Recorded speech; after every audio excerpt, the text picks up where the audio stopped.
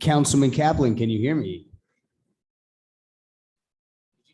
Just like a little feedback on the volume. I can hear you. Nice, we can hear you loud and clear. Also, we're just about ready to start.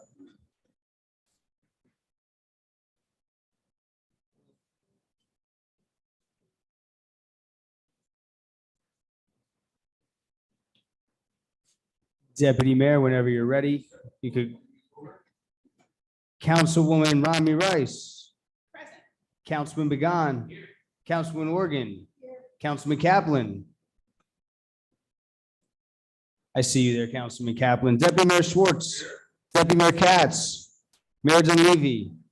Adequate notice of this meeting has been provided by resolution number 265-2021, sending a copy to the newspapers officially designated for 2022 by way of resolution number 4-2022, filing a copy in the township clerk's office and posting it on the municipal building bulletin board. And the mayor hereby directs that this statement be included in the minutes. The first resolution that we are considering this evening is resolution number 220-2022, authorizing council to enter into closed session. Be it resolved by the Township Council of the Township of Teaneck pursuant to the provisions of the Open Public Meetings Act, the Township Council meet in closed session to discuss the following subject matters: COVID update, garden to nurture human understanding, DPW update, EMS, Bell Avenue, short-term rentals, CCA, SHBP, parking trust fund, civil service, boards and commissions trainings, legal issues and/or opinions regarding any items on the open session agenda, litigation updates, and of course, Oprah. Subsections 1, 3, 4, 5, 6, 7, and 8, and be it further resolved that as precisely as can be determined at this time, the discussion conducted in this said closed session can be disclosed to the public upon taking final action thereon or upon, provided disclosure shall not violate the attorney-client privilege or constitute an undue invasion of privacy. Do we have a first? All in favor? Aye. You upstairs, members of the public, we will be back at 8 o'clock.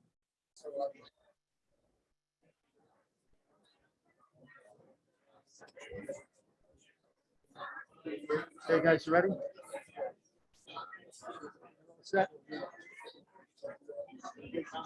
You're all set? You good?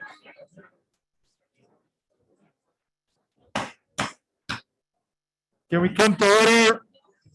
Meeting come to order. Please stand for the Pledge of Allegiance. Pledge of Allegiance to the flag of the United States of America, which stands one nation, indivisible, with liberty and justice for all.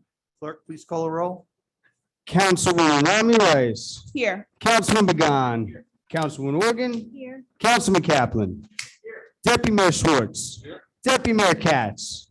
Mayor Dunleavy. Here. Adequate notice of this meeting has been provided by resolution number 265-2021, sending a copy to the newspapers officially designated for 2022 by way of resolution number 4-2022, filing a copy in the township clerk's office and posting it on the municipal building bulletin board. And the mayor hereby directs that this statement be included in the minutes.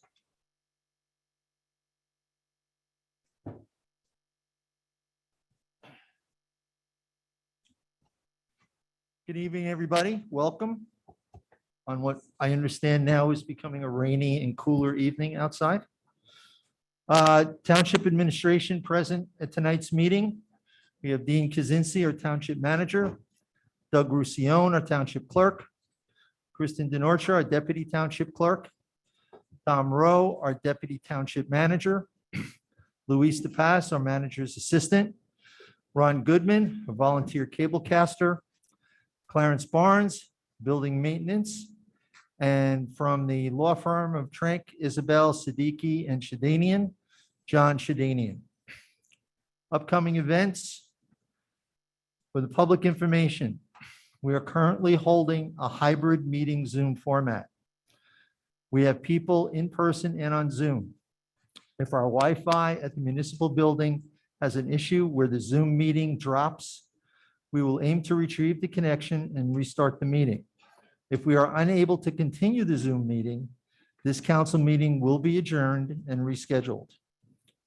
The next televised council meeting will take place on Tuesday, August 30th, 2022 at 6:30 PM. The public portion will begin at 8 PM.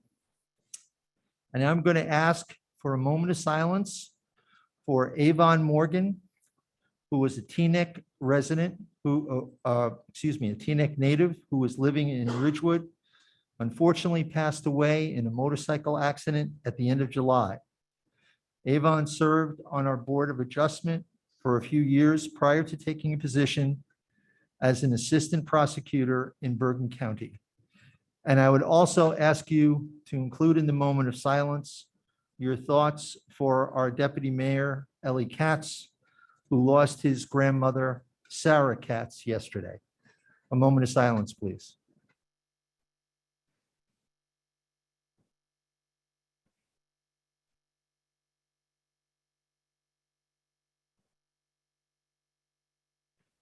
Thank you. The council met in closed session prior to this meeting to discuss the following: advisory board interviews, COVID update, Garden to Nurture Human Understanding, DPW project, EMS, Bell Avenue, short-term rentals, CCA. I'm spacing SHBP. I'm spacing on State Health Benefits Plan, Parking Trust Fund, Civil Service, Boards and Commissions Training, legal issue and or opinions regarding any items on open session agenda, litigation updates, and Oprah. Now we have some very, very positive presentations. So I think Dean will be taking care of this for us in a moment. He'll be coming down.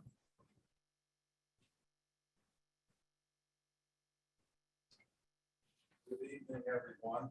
This is probably the best part of my job. Well, two parts. One is swearing in new officers and new firefighters or any new staff.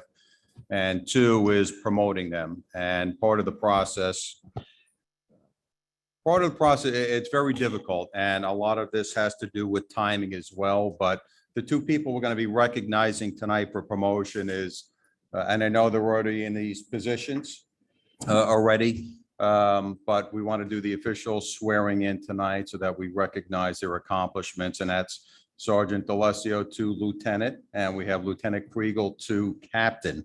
So again, the process for this, it's a long, tedious one. I've been through it. Many of the officers in this room have been through it. Certainly, it's all contingent upon retirements, and that's always the key. And I just want to recognize Captain Kronquist, who served the town for 38 years.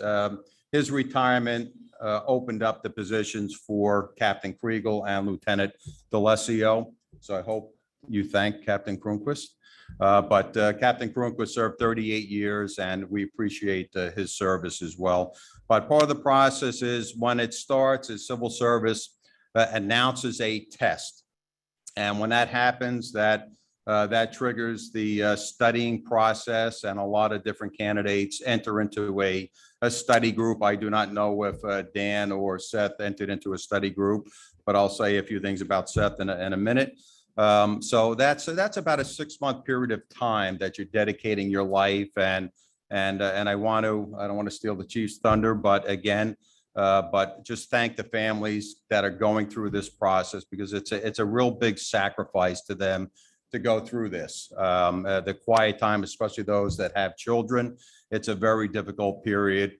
So you have that 6 months before the test, a lot of stress before the test takes place. You take the test, and then the scoring generally takes 4, 6, 8, 10 months to get your test results back. And you certainly hope you fall within generally the top 3 candidates. As these two gentlemen did here. And then you got to hope that somebody retires. Tests are usually good for 2 or 3 years, I believe, still. And you got to hope for somebody to retire. In this case, somebody did. And so we're elevating two of these officers. And Dan, you were promoted to sergeant not too long ago, correct? So you're going up the ladder pretty quick. And Seth, I think I did your background investigation many years ago. And just something quick about Seth.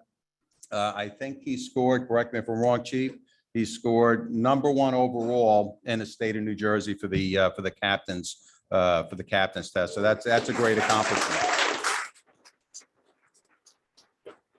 So again, I just want to congratulate both of you. We'll swear you in a few minutes. I want to thank the families again for your sacrifice as well. It's a tough career.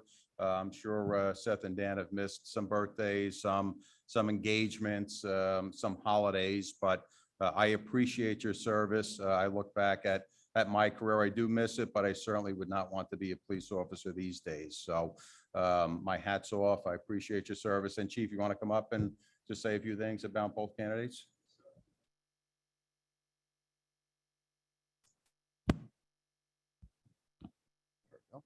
Good evening, everyone. I want to thank the manager, deputy manager, mayor, and council for having us here this evening. I also want to welcome friends, families, and the public in general for being here. Tonight, we do get to promote two officers, one to captain, one to lieutenant. And as the manager pointed out, it is a good time. It's always a good occasion, their promotions, and I'm glad we're getting back to doing them at a council meeting. When COVID hit, we got away from doing them here. We did them a little more privately, and the manager decided, let's get back to doing it the way we did before. So I'm very happy to do this. I'll start off with Lieutenant DeLessio. Dan was hired July 16th, 2007. The family tonight in attendance is his wife, Stacy, his son, Nick, his daughters, Juliana and Savannah, his father, Danny, his mother, Joan, and his sister, Lauren. Positions that Dan held in the police department prior to being promoted to lieutenant are, he was obviously assigned to motor patrol right out of the police academy. In 2013, he was assigned to our community policing bureau. I know a lot of the residents here may know Dan from his time in community policing. He was also very active with getting our social media up and running. In 2018, he was reassigned to the juvenile bureau as a detective. In 2020, he was promoted to a motor patrol sergeant. That's February 1st of 2020, to be exact. In 2021, he was assigned to the juvenile bureau as detective sergeant, and as of August 1st, he is promoted to patrol lieutenant. Lieutenant DeLessio has diversified experience within the department. As a sergeant, he gained supervisory skills in the motor patrol division and then was reassigned as the juvenile bureau detective sergeant.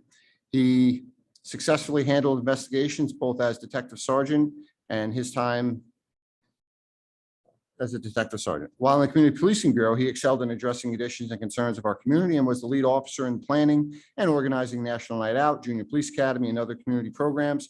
He continues to be an instructor in Narcan and CPR AED. Lieutenant DeLessio has received numerous commendations during his career from the community within the police department and many outside agencies. He serves the township as a productive law enforcement professional.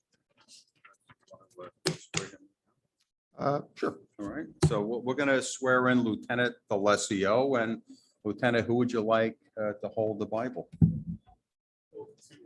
All right. All right, make sure you're facing the camera. Yeah, this goes again. Come on up.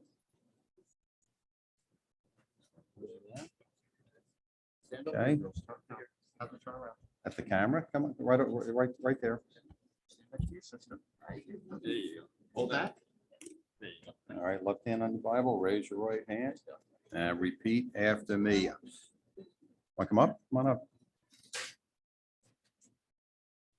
Okay, I state your name, I, Daniel DeLessio, do solemnly swear do solemnly swear that I will support the Constitution of the United States that I will support the Constitution of the United States and the Constitution of the State of New Jersey, and the Constitution of the State of New Jersey, that I will bear true faith that I will bear true faith and allegiance to the same and allegiance to the same and to the governments established and to the governments established in the United States in the United States and in this state and in this state under the authority of the people, under the authority of the people, and that I will faithfully, and I will faithfully, impartially, impartially, and justly perform and justly perform all the duties of the office of lieutenant all the duties of the office of lieutenant of the Teaneck Police of Department the Teaneck Police Department according to the best of my ability. according to the best of my ability. So help me God. So help me God. Congratulations. All right.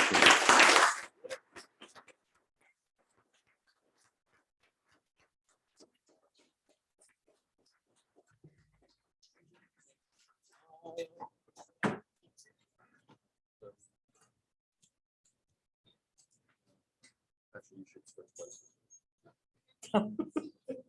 There we go.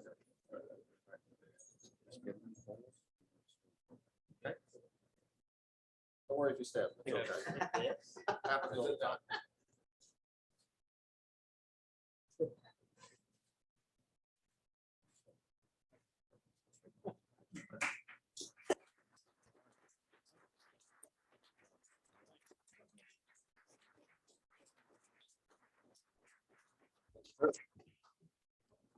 All righty. Next up, we have Captain Seth Kriegel. As the manager pointed out, Seth did come out #1 in the state, and I can't tell you what an accomplishment that is. Having taken the exam, I know the deputy took it as well, and that is quite an accomplishment. So my kudos to you, Seth. That is something else. So congratulations on that. That is, I'm very proud of you for that because I think that speaks well of us as an agency as well. So congratulations. Seth was hired January 23rd, 2003. With him tonight is his wife Stephanie, his daughter Sophia, his son Shay, his father Seymour, his mother Linda, and his sister Rachel. Seth has held the following positions, obviously motor patrol officer right out of the police academy. He was a detective in the general investigations squad. He was in 2006 and 2008. He was moved over to the narcotics squad. In 2010, September 15th, 2010, he was promoted to sergeant. In 2015, he was moved into general investigations as a detective sergeant. In 2015, he was then moved again into the burglary squad as a detective sergeant. In 2016, June 28th of 16, he was promoted to lieutenant. And in 2017, he became detective lieutenant of the Juvenile Bureau prior to his promotion on August 1st to captain. Captain Kriegel has received numerous commendations during his career from the community, within the police department, and other outside agencies. Captain Kriegel gained years of supervisory experience as a sergeant of motor patrol, detective sergeant, and recently detective lieutenant. While in the detective bureau, he continued to be a proactive member of the department, making several notable arrests, including drug, weapon, credit card, and DWI offenses. As lieutenant of the juvenile bureau, he displayed a strong work ethic, knowledge, skills, and ability to perform tasks assigned to him. He met all the unusual COVID challenges by exceeding expectations in his assignment. He serves the township with professionalism and pride.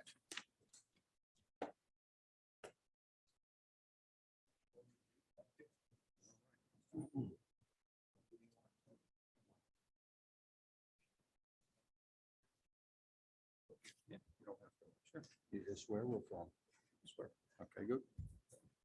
Let's hold that. Face the camera. You want to make sure everyone faces it. Just sign. Hold on to the Bible, left hand on the Bible, raise your right hand and repeat after me.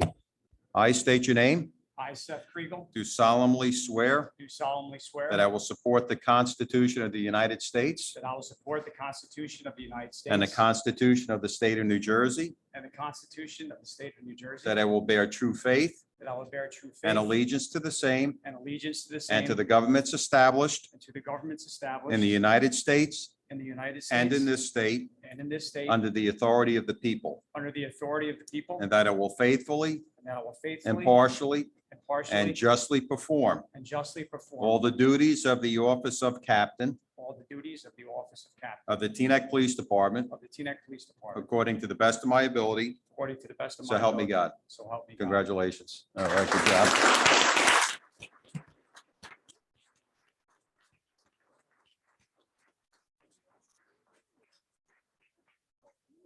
All right. Everyone slide over this way. My mom. This stuff.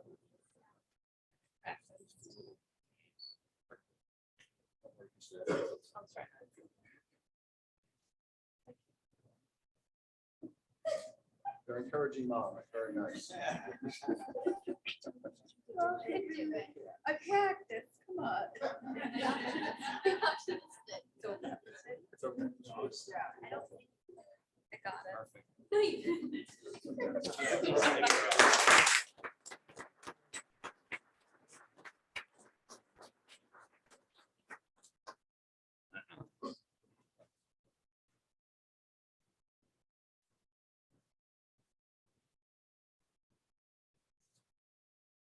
Thank you.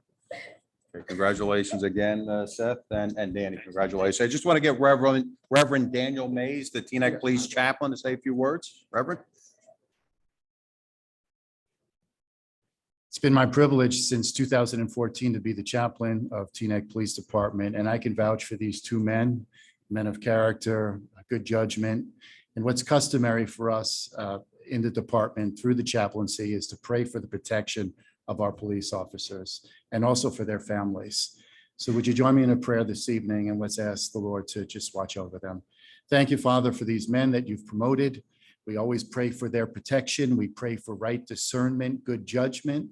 We pray for their families, Lord God, that you would be with them and strengthen them and help our department become everything that you have designed it to be. And we ask this in your name, Lord. Amen.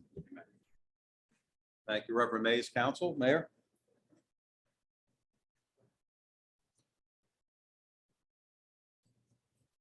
I've had the pleasure before being on council and during my tenure here of seeing both of you in action. You've brought honor and distinction to the township, and more than that, you've helped countless residents.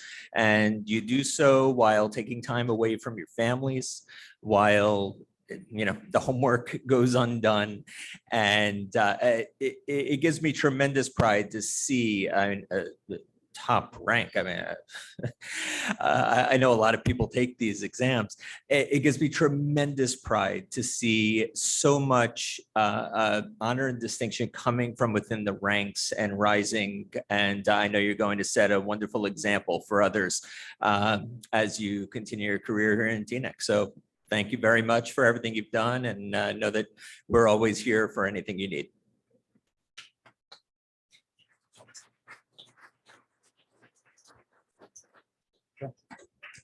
Congratulations, Captain, and congratulations, Lieutenant. Thank you for everything that you've done for us and will continue to do. Reverend Mays had us pray for you and for your families, but we also need to thank you for protecting our families because we rely on you to protect us. And that goes for everybody in the room, in the back of the room. So thank you for everything that you do for us. We support you. We're here for you if you need us, because we know that you're there for us when we need you.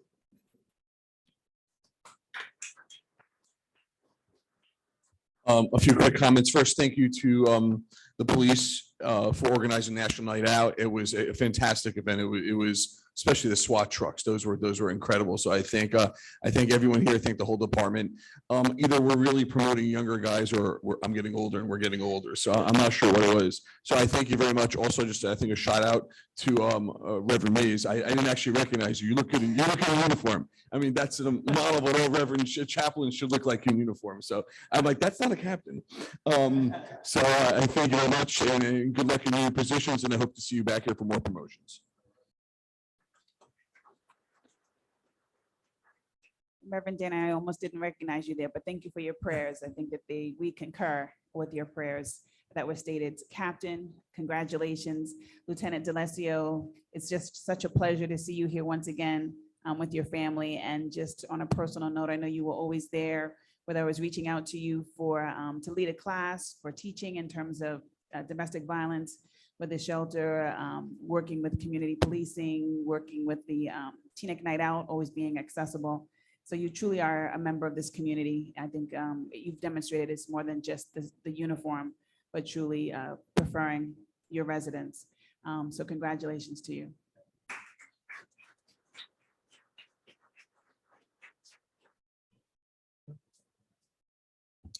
Congratulations to both of you.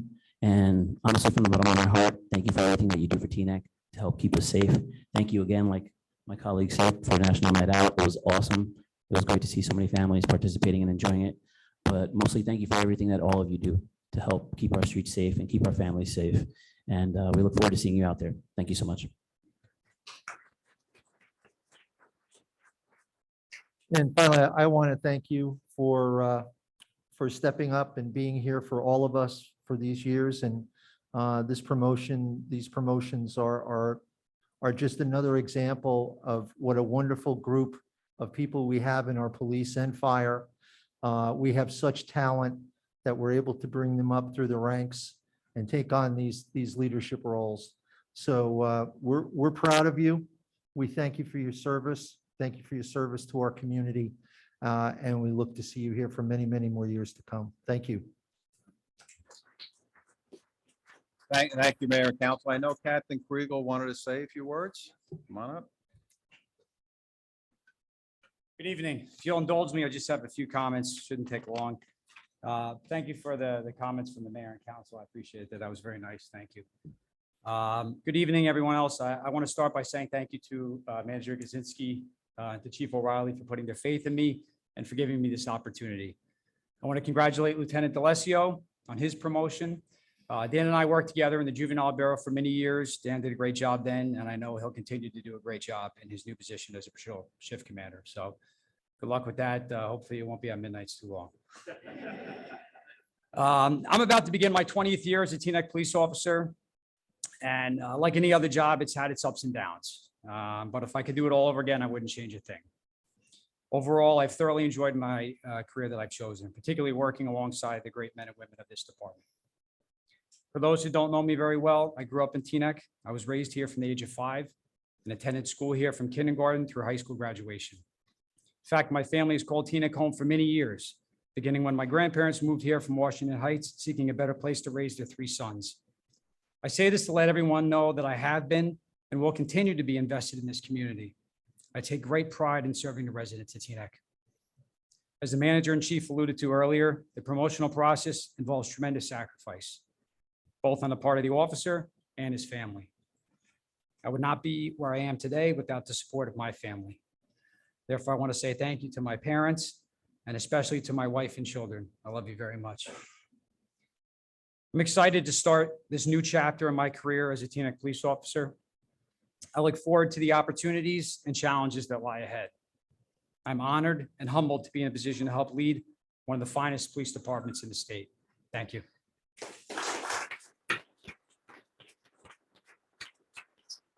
Hey, that concludes the ceremony. Again, a nice round of applause for our 2 candidates, and congratulations, well deserved. And again, thank you to the families. Thank you so much.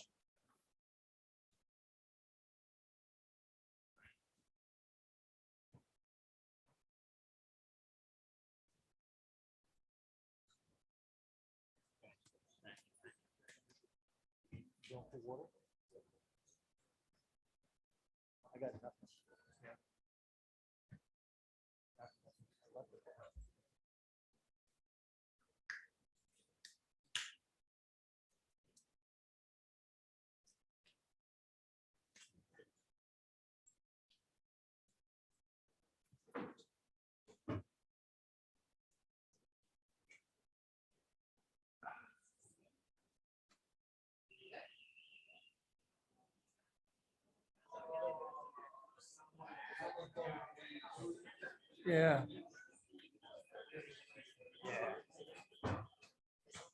I guess the fire department wants to come to the ceremony.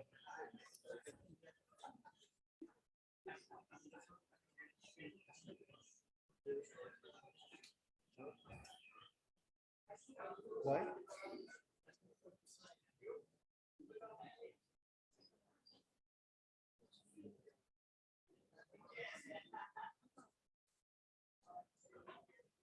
All right.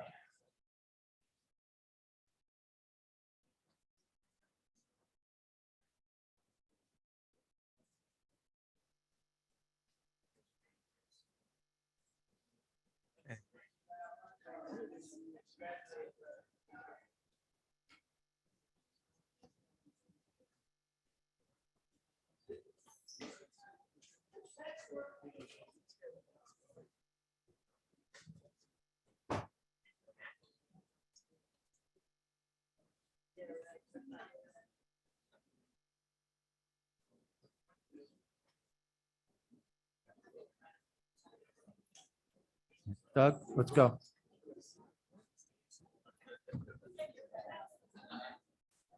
Okay. All right. At this time, what I'd like to do is to call up Lauren Altschuler, who is from Gable and Associates, who is our energy aggregation consultant, who will give us an update. Good evening. Thank Good you for evening. having me. As you know, Gable Associates is advising Teaneck on the procurement of CCA, or Renewable Government Energy Aggregation. Gable accepted RGEA bids today at noon on behalf of Teaneck's CCA or RGEA program. As part of the bid process, 3 bidders were pre-qualified to submit bids today. 2 of those 3 suppliers submitted bids. And the 2 suppliers that submitted bids are Constellation New Energy and Energy Harbor. The 3rd bidder, Direct Energy, refrained from submitting bids today, given the high energy market prices. And Gable sought prices for energy supply for 2 different contract start dates, November 22, as well as April 2023. And for November 22 starts, we took pricing for 3 different terms, 12, 18, and 24 months. And for April contract starts, we took pricing for 13, 19, and 24 months. Constellation New Energy was the low bidder. Their low price contracts, they had it for a November 22 start, a 24-month contract at 18.319 cents. This should be noted, is approximately 48% higher than PSE&G's rates of 12.8 cents. This would translate into the average resident paying an extra $893 over 24 months versus PSE&G rates. Their other low price was an April 2023 contract start for 19 months at a price of 16.827 cents. This is almost 36% higher than PSE&G's rate of approximately 12.8 cents. With that rate, residents would pay approximately an extra $503 over the 19-month contract versus with PSE&G's rates. By BPU law and rule, municipalities are allowed to award an RGEA contract at a price that exceeds the utilities rates, provided there is additional enhanced renewable content. However, in Gable's experience, we are not aware of any municipalities that have awarded contracts that are priced higher than the utility tariff rate, PSE&G's rate for basic generation service. Thank you very much. Does anybody have any questions? Sure. You mentioned that Constellation was the low bidder at 18.319 for the 24-month. Is that correct? Yes, Even for a though- November start, And the other was 16.827, but for 19 months. starting in April. Right. How do you determine who's the lowest bidder when there are different month contracts at different price points? We have a model that we develop, and we enter the bids that we get from all the suppliers. We compare it for the contract terms versus what the prices are from the supplier versus the utility price, so that we are able to compare utility price versus supplier price to assess where the low points are. And the only other question I had, and I don't know if you know this, so I won't hold you to an answer here. Based on requirements of higher energy content, which ours clearly is by the question that was on the ballot, do you know of any time in the past where requirements that high were either at or beating the PSE&G tariff rate for a similar percentage requirement? I'm not aware in the past 6 months or a year of that happening. I don't have the information to give you the long history. Sure, yeah, I just Sure. got it. Thank you. Anybody else? You have a question? No. Just so to reiterate, if we decided to go ahead and accept the lowest bid tonight, it would increase rates per family per month, per household per month, about $35 for renewable energy, according to the referendum. If you went through this, the 24-month price, that 18.319 cents, I do believe equates to about $35 per month. Yes. Per household. Yes, And it so- does. And that's based on average numbers, And- average residential volumes.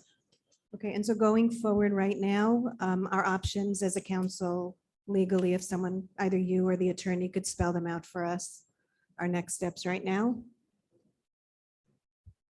It's my understanding, and John, correct me if I'm wrong. One is just don't accept the bids, period. The other is don't accept the bids, but with a resolution to put us into this 120-day window to have another look-see. Am I correct? And then the third one is to accept one of these bids. Am I right? Did I cover all of them? John? That's correct, Mayor. Yeah, those are the three options. Okay. I mean, if you did nothing, in theory, that would be considered a rejection as well. Okay. Did you have any questions? Sure. Go ahead. Yeah, just to know that while we value the residents who put this forth in terms of looking at long-term options of clean energy, I just don't think it's in the best interest of our residents, especially seniors on fixed income, to have to look at increasing their rates up to $800 potentially a year. So by at least saying no, it leaves the window of opportunity open for another, you said 120 days to at least look at again. And I think we'd want to make sure that we're doing what's in the best interest of all the residents in terms of a win-win where we could actually push towards clean energy and options in addition to helping them at least save, if not pay the same amount of money as BSC&G. So thank you. I just in good conscience can't support raising utility rates for our residents, especially since so many of them are struggling to put food on the table, pay their rent, pay their mortgage and so on. I support giving this another 120 days so that we can look further into it. Okay. My only comments are these, that apparently in a number of other towns where this organization, Food and Water Watch, came in and worked with their residents to try and produce a referendum. We're not aware at this time of any one of them, because they're very, very similar referendums. Not one of them is opting to accept any bids at this time, as far as we're aware. I too am greatly concerned about arbitrarily raising the cost. In addition, I'm even more concerned that if we did that, remember that this process requires people to actively opt out, that they're in unless they actively file to opt out. And I'm concerned about people who will get confused, who will then say, okay, I'll just let it ride. And all of a sudden their bill goes up $35, $40 for no reason at all. And again, I want to emphasize this, that this council did not write this referendum, and this council did not put the referendum on the ballot. It was citizens who decided this was important. They took this route and they had every right to do it. They got it on the ballot and it was passed. But we did have reservations, and I think a number of us raised them during the time that that was going on. And the one big one, obviously, was the marketplace. And will the marketplace be one that we could do something effective? And the answer right now, I believe, is no. So I too would like us to pursue not selecting either one of these and pursuing the 120-day. Now, I've asked Deputy Mayor Schwartz, I believe we have a resolution. Yes, we wanted to walk in a resolution, Mr. Clerk. I don't know if you want to read it, if we start drafting it, that this council will take, I guess it would be take no action and await 120 days to rebid and see if we can come up with a price that saves taxpayers money. Indeed. And Mr. Shadanian, do I read the entirety of the resolution now or when we come to the consent agenda? If they're going to vote on it, it's better to read it in now so that the audience is there and they can discuss it during good and welfare. Okay, The vote would occur during the consent. All right, so this would be resolution number. Everyone, please flip to your packets to page 233-2022. This would be a resolution of the Township of Teaneck, County of Bergen, State of New Jersey, rejecting the award of a contract to a third-party power supplier to provide electronic generation service to Teaneck Township Community Energy Aggregation Program participants and to provide renewable government energy aggregation services in connection with the TCEA RGEA program pursuant to NJ Administrative Code 14:4-6. Whereas the Government Energy Aggregation Act of 2003 governs the establishment of a government energy aggregation program, which is a government-operated purchasing cooperative through which multiple energy consumers join together for the purchase of electric utility services by a government aggregator. And whereas the New Jersey Board of Public Utilities has promulgated rules for the implementation of government energy aggregation programs. And whereas the Teaneck Township Council passed an ordinance by referendum on November 2nd, 2021, authorizing the formation of a government energy aggregation in the Township of Teaneck, New Jersey, named the Teaneck Township Community Energy Aggregation TCEA program. And whereas the Township of Teaneck is acting as the lead agency of the TCEA. And whereas the TCEA has been established by the lead agency for the purposes of obtaining electric generation services, AKA power supply, for their residents at a comparable cost and with a higher renewable energy content than the default service power supply provided via the local electric utility tariff, and to also promote the more efficient usage of energy among residents. And therefore, the particular GEA program being implemented by the TCEA is herein referred to as the Renewable Government Energy Aggregation, RGEA program. And whereas the residents of the township are included in the TCEA on an opt-out basis as set forth in the applicable rules, and whereas by virtue of ordinance by referendum dated November 2nd, 2021, and in accordance with the New Jersey Board of Public Utility rules and applicable law, Teaneck Township is authorized to award a contract for electric generation service and government energy aggregation services on behalf of participating residential customers. And whereas the Township of Teaneck, in its capacity as lead agency, publicly noticed and issued on July 18th, 2022, a request for proposals for the provision of electric generation service and government energy aggregation services for the first round of the TCA program, round one, and has solicited proposals from qualified suppliers in New Jersey. And whereas the RFP provided for a two-stage process that included stage one for the submission of supplier questions and comments and the submission of qualification documents by interested New Jersey Board of Public Utilities licensed electric power suppliers, and stage two for the submission of price proposals.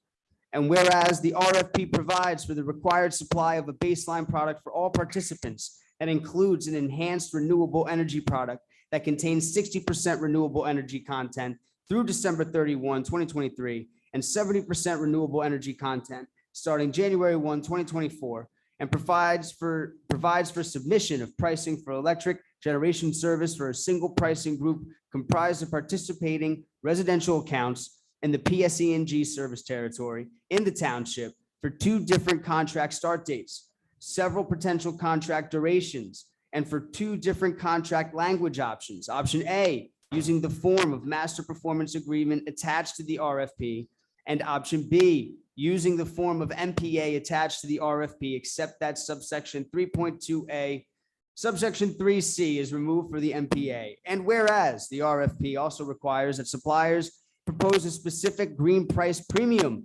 applicable to those individual residents that voluntarily opt up to the voluntary 100% renewable energy product, consisting of the state minimum RPS content, plus an additional percentage of renewable energy required to reach 100% renewables throughout the contract, provided from the RPS compliant PGM Class 1 renewable energy certificates, subject to a specific cap, as described in the RFP. And whereas the RFP provides for the submission of separate pricing for electric generation service for three potential contract durations beginning in November 2022 as follows: either 12 months until November 2023, 18 months until May 2024, or 24 months until November 2024, and three potential contract durations beginning in April 2023 as follows: either 13 months until May 2024, 19 months until November 2024, or 24 months until April 2025.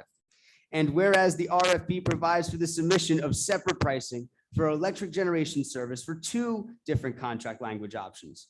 Option A, using the form of master performance agreement.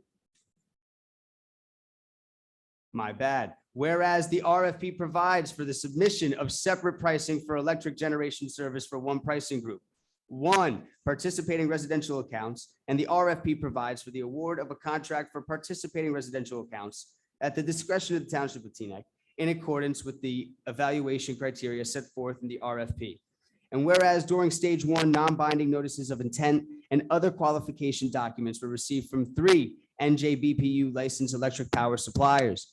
And whereas a number of supplier questions and comments were received, and as a result, on August 9th, 2022, document entitled Responses to Supplier Questions, Clarifications, and Addendum Number 1 was issued and distributed to all suppliers that had submitted a notice of intent to propose. And whereas stage 2 price proposals and accompanying transmittal letters were submitted by 2 NJBPU licensed electric power suppliers by 12 noon on August 9th, deadline set forth in the RFP.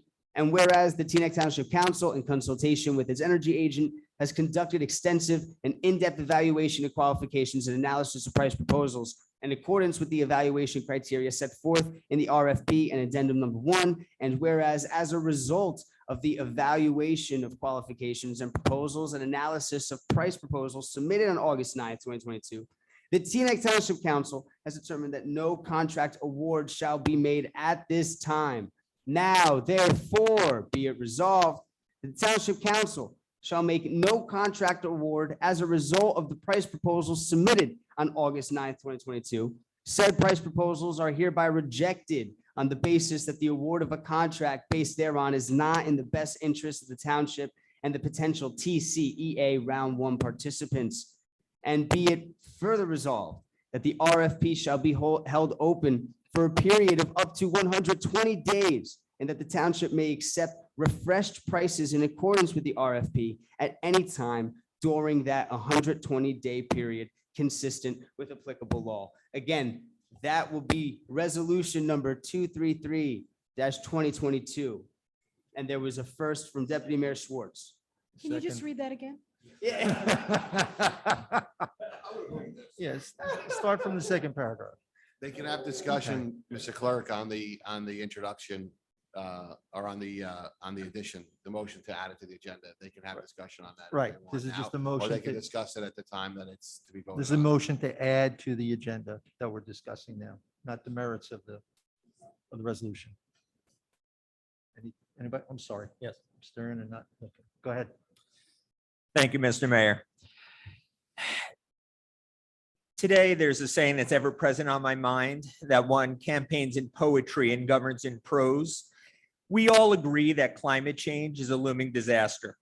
We know that action has to be taken and that the wait and see approach, so long the status quo in this country, isn't a feasible option. And for those reasons, for everything we agree about, I was looking into county programs at this dais that I announced, which would have let us use CCA at about 40% clean energy credit requirements. The petitioners that brought this rejected that idea. They worked for and passed a requirement for exceeding it. So far as the requirements go, that not a single group wanted to let us join them. The Sustainable Essex Alliance today has a CCA program. ACES has a CCA program. We were rejected by everyone. The county still has one available, but we stand here without options and worse, without the ability to join those that do. This was not an accident. This wasn't a freak happenstance. This is what happens because those that led with a desire but no experience and a wish but no understanding took the reins away from this council. I took an oath to defend the law and the Constitution. The people told us that this is what they wanted. I can't in good conscience vote down the bids that came in. But I also cannot, in good conscience, tell a senior that they have to pay $800,000, $1,200 more. Tell a family running around on their last tank of gas that they have to go and pay more. I say that we vote down this resolution. We take no action, which in essence would reject the bids. And we live to put this out for bid again another day. But we cannot violate what the people wanted us to do, even though we tried advocating for them. And we cannot force seniors, young, and everyone in between to be harmed by such a rise in their electricity costs at a time when everyone's hurting. Anyone else want to speak? Councilmember Morgan, go ahead. I would just like us to invite Samantha DeFalco from Food and Water Watch to come speak to us at our next meeting. I'm in favor of the resolution of allowing the 120 days and seeing where the market ends up. Certainly not increasing costs to people now, but I would like an explanation of what might work and what went wrong, and why this is so impossible right now. I Yes. agree with and concur with Karen, because I think that while we want to do right by our residents, we'd like to see how other people are able to accomplish this. And I think that would be a great idea to hear from Food and Water. So hopefully we can put them on the agenda. Oh, I was against this from day one, and I'll continue to be against it. This wasn't, I don't even think this was about clean energy in New Jersey, if I'm correct, right? This was about clean energy, some Ohio and Texas. Ohio and Texas. This was nonsense from day one. I've been a strong opponent of this ever since it came out because of that very fact. This does not bring money back into the state to support clean energy or sustainable energy resources in the state. It's very complicated. I wasn't convinced that the people who voted for it knew exactly the depth of what they were voting for. It's very, very difficult. I know how much time I had to spend learning about it before I could make a decision that I was not for it. But I think we also have to honor, as Councilman Kaplan said, honor the wishes of the people, but do it in a way that is not going to hurt people. So I think this resolution does that. It gives us a little bit more time. We'll see where the market is. I'm personally not too optimistic that the market is going to be much better in that period of time, at which time we'll make another decision. But I am for this resolution at this time, and I think we have to move forward. So, call the roll, please. Councilwoman, and this is to add, This is to add to the agenda. that's resolution number 233-2022. I'm not going to read it again. Councilwoman Rami Rice, Councilman Began, Councilwoman Morgan, Yes. Councilman Kaplan, Deputy Mayor Schwartz, Yes. Mayor Dunleavy. Yes. 233-2022 added to the consent agenda. We'll see you in a little bit. Okay. Work session items, anything for miscellaneous? Old business. We have ABCR 2022 new resident event. I think they wanted to move it from, I think the date was in September. They want to move it to one of these two dates in December. Do we have any objection for them to move that? I'm not hearing any. No objection. Okay, so if you could, I think, Councilman Rice, you're the, Yes, I'm the You'll liaison. let them know? I'll convey that. Sure. okay.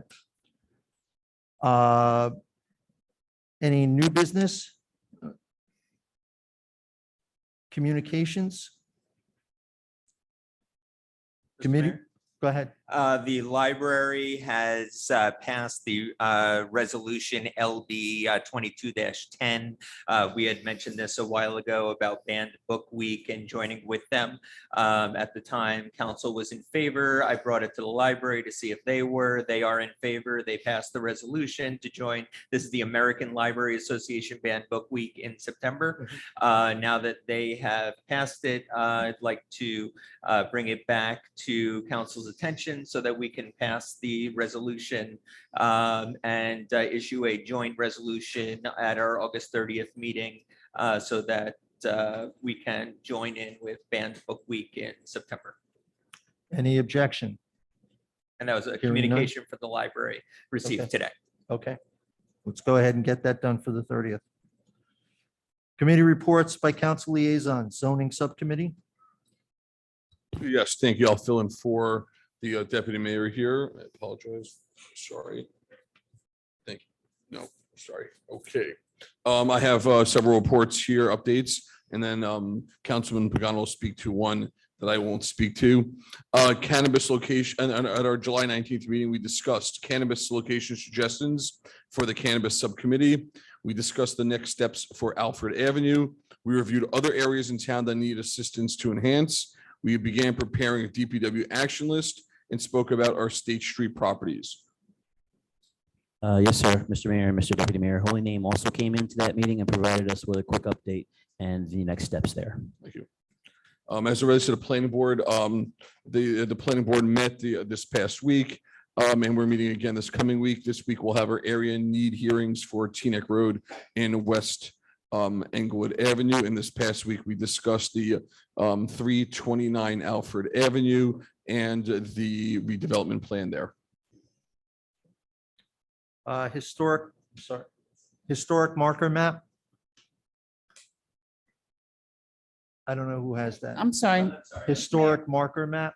Yes, the individual from the Historic Preservation Commission that created the map is not able to log on to the meeting, so I'll ask to push that to our next one, but it is live on the library site and it's wonderful as all, I'll let them see it, but it's a great map and project. Great. Excuse me, Mr. Mayor, Yes, can we, sure. yes. Our youth advisory board met at the Teaneck Night Out, which was great, as we discussed earlier, recruiting new students, and they're actively looking. So if anybody knows any youth from ages, well, actually grades 8 through 12, a great opportunity to learn leadership and interact with the council. The youth advisory board is looking for new members. Also, I believe each of you received a copy of the minutes and notes from the advisory board on community relations. So you're aware of their current agenda items. And that's all. Yes. The Shade Tree Advisory Board met last week and discussed spotted lanternflies, Penn Avenue, tree maintenance and tree plantings in our parks. And I just want to say thank you also to our DPW representative, Mike Surmabikian, for always joining us at those meetings because he always provides tremendous insight into our plans and our ideas. Thank you, Mr. Mayor. You said the lantern. What, is there any guidance that we can give? Because I see, yeah, they're doing, yeah, I know, that's the quick one. But is there any guidance? Because I mean, I see pictures of a post that saying, what is it? What do we Mayor, do? we have information. We have information on the website. Really, the best way to kill them is a couple different ways. One is Dove soap, a mixture of water and Dove soap. Also, white vinegar kills them instantly, and neem oil as well. So that will kill them on the spot. They're all over, unfortunately, but that's the best way to rid them if they're on your trees. Okay. All right. Great. Moving on. I'm sorry, was there any other committee reports before I do that? Just mention that the library did meet. They have a lot of great programs underway, and that their next newsletter is going to be out soon. They did reaffirm the principles that I mentioned about the Banned Book Week.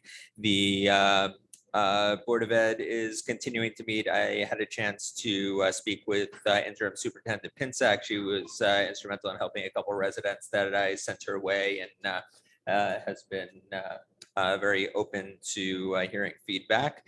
The Historic Preservation is just had education on the various requirements. And as I said, they're working on several projects, including the markers language for Ulysses K, the marker that I had brought up here about the Bryant School integration as well as several others, and hope to have them here in late August to show you what they've been working on.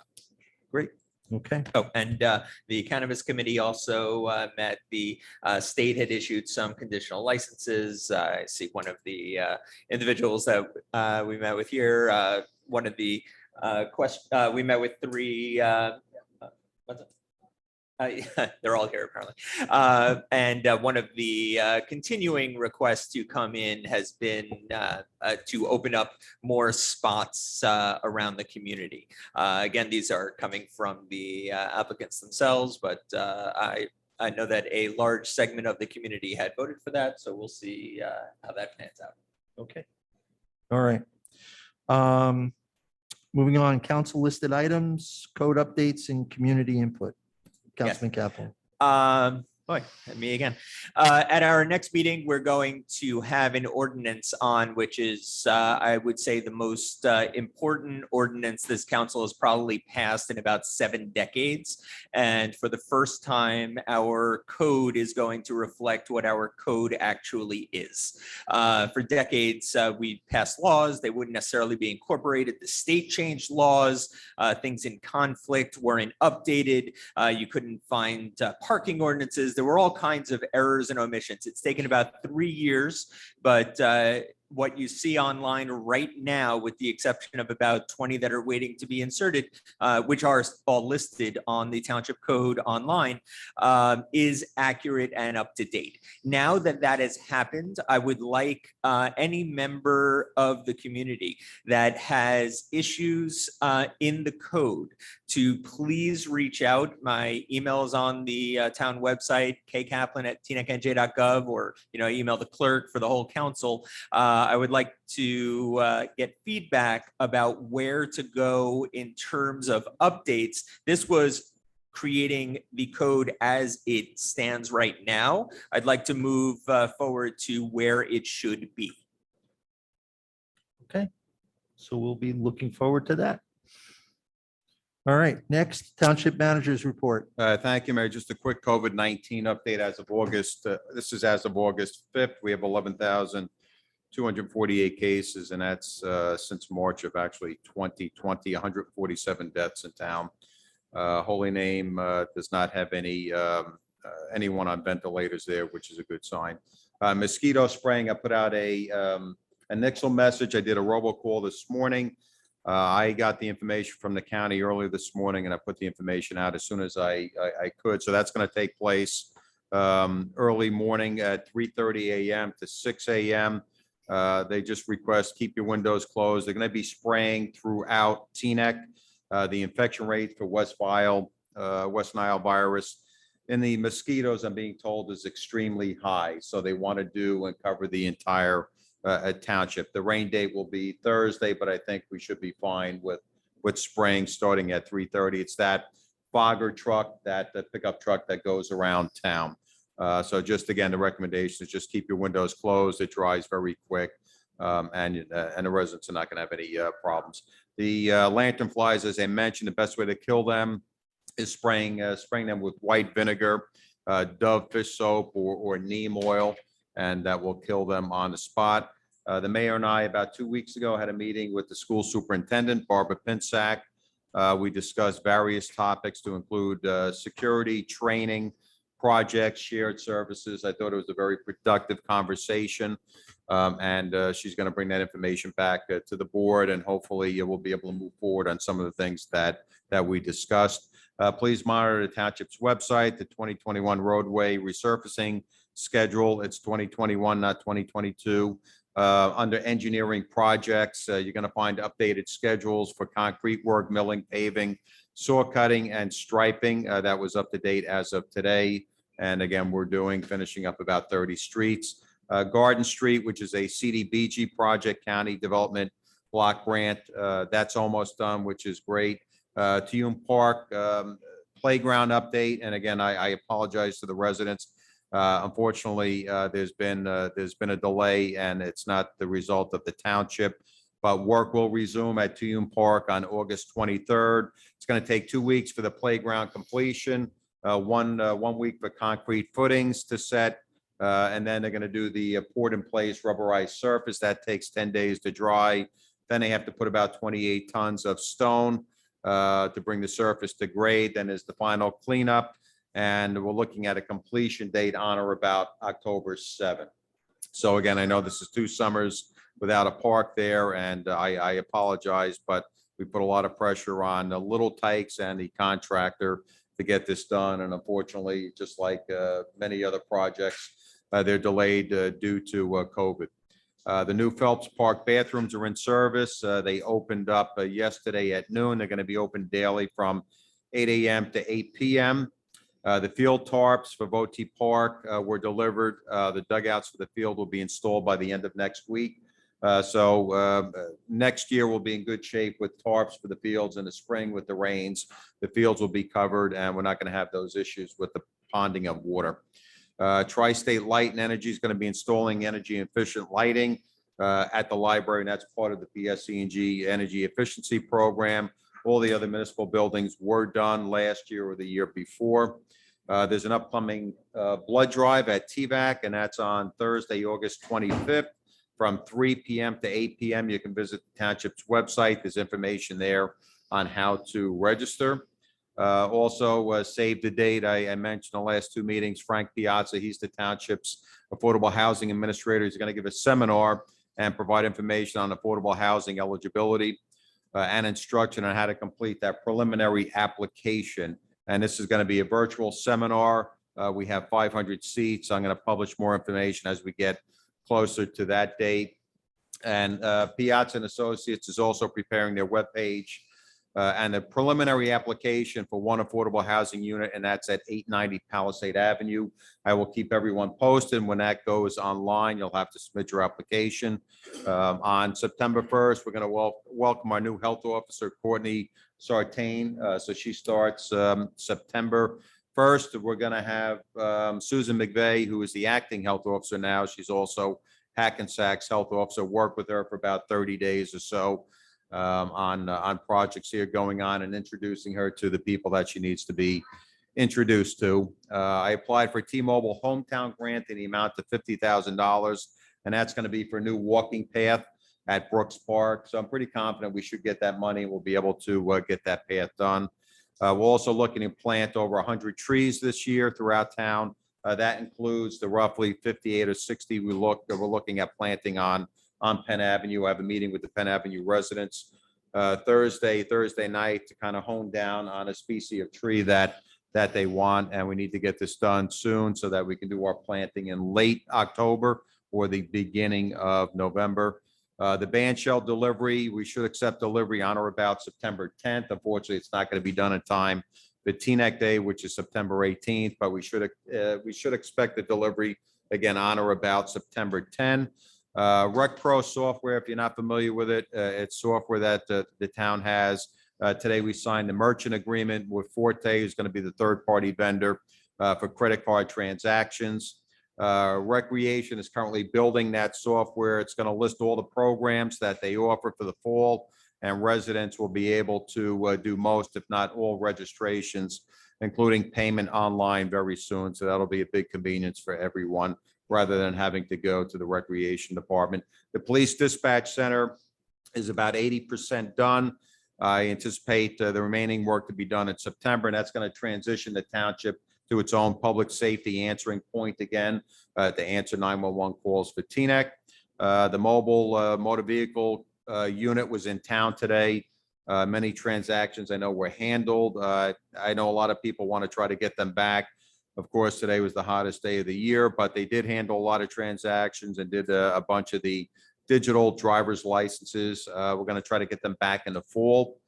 The next confidential paper shredding event that takes place in September, that's September 17th, which is a Saturday, and Sunday, September 18th. Again, that's the next confidential paper shredding date. Columbus Drive improvements should be completed by week's end. That was another grant project that we received, and that's going to cover all the entire stretch of Columbus Drive. We're going to put in 2 graded speed humps as that's a cut-through street. As I mentioned, we're going to be meeting with the Penn Avenue residents Thursday night. Many thanks to Holy Name Hospital for another successful township weight loss challenge. We had the graduation of the ceremony about 2 weeks ago, and it's always a good turnout, and Holy Name is a true partner to the town. And again, just another great successful event. We should be going out to bid for the Court Street project. Court Street, again, is going to be one way going west. We'll also put that dual charging station in there as well. We're going to be awarding the Alfred Avenue Street Improvement Project tonight. That's roughly about $750,000 project. Again, that's a grant the town received at no cost to the taxpayers. I want to thank, I think the mayor, you said this, thank the police department for another successful national night out. Again, just such a great way to enhance law enforcement's relationship with the community, and looking forward to next year. We held a bicycle auction on Friday. Again, another very hot day, and we sold actually all the bikes that were listed for sale, and we yielded about almost $4,000. I'd like to thank my deputy manager for putting that together. Thank you. Work on the HVAC system at the municipal building is done. We put 2 new units on there. So the AC is now working fine. And I got an inquiry about the air conditioning at the Rhoda Center.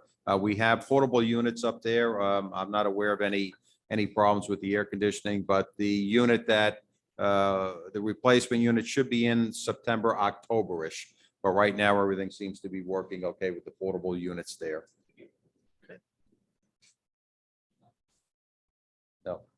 No, we got the chill. That's it, Mayor. That's it? Okay, thank you very much, Dean. All right, moving on, Township Attorney's report. Thanks, Mr. Mayor. No report other than what we've discussed and closed. Okay, thank you. I know. That's right. That's why I come. All right, formal meeting items. Public hearing and adoption of ordinances. Clerk, please read in the ordinances this evening for adoption. Yes, sir. First ordinance that we are seeing again this evening is ordinance number 31-2022. Amending paragraph C1B of section 33-24 zone distant requirements of Article 5 zoning of chapter 33 development regulations of the code of the township of Teaneck to permit medical and dental clinics in the B1 business retail zoning district. Ordinance number 33-2022. Amending and supplementing sections 33-23 and 33-24 of Article 5 zoning ordinance of chapter 33 development regulations of the township code respecting non-conforming uses and structures and lot and building coverage limitations. Ordinance number 34-2022, establishing positions and salary ranges for executive, managerial, professional, and confidential employees and for unclassified municipal employees in the township of Teaneck, effective January 1, 2022. We have ordinance number 35-2022, a bond ordinance providing for various 2022 capital improvements by and in the township of Teaneck, in the county of Bergen, state of New Jersey, appropriating $5,803,000, therefore, including 2 grants totaling $890,245, and authorizing the issuance of $4,677,600 of bonds or notes of the township to finance part of the cost thereof. Last but not least, we have ordinance number 36-2022, adopting a redevelopment plan for 359 Alfred Avenue, block 6002, lot 3, township of Teaneck, New Jersey, pursuant to NJSA 40A:12A-7. Mayor, those are all the ordinances. Thank you. I'll ask now for the council if they have any comments on this before I open it up to the public. Okay, seeing no one. All right, at this point in time, we will open up comments for the public. The comments right now should just be on these ordinances. We will have a general good and welfare in a few minutes, but right now we'll be entertaining comments on just the ordinances that were read in for adoption. The process will be that I will be going back and forth between people in chambers who wishes to speak, and then go to Zoom and see if someone else there wishes to speak. So I'll ask first in chambers if there's anyone that wishes to speak on these ordinances. Okay. Yes.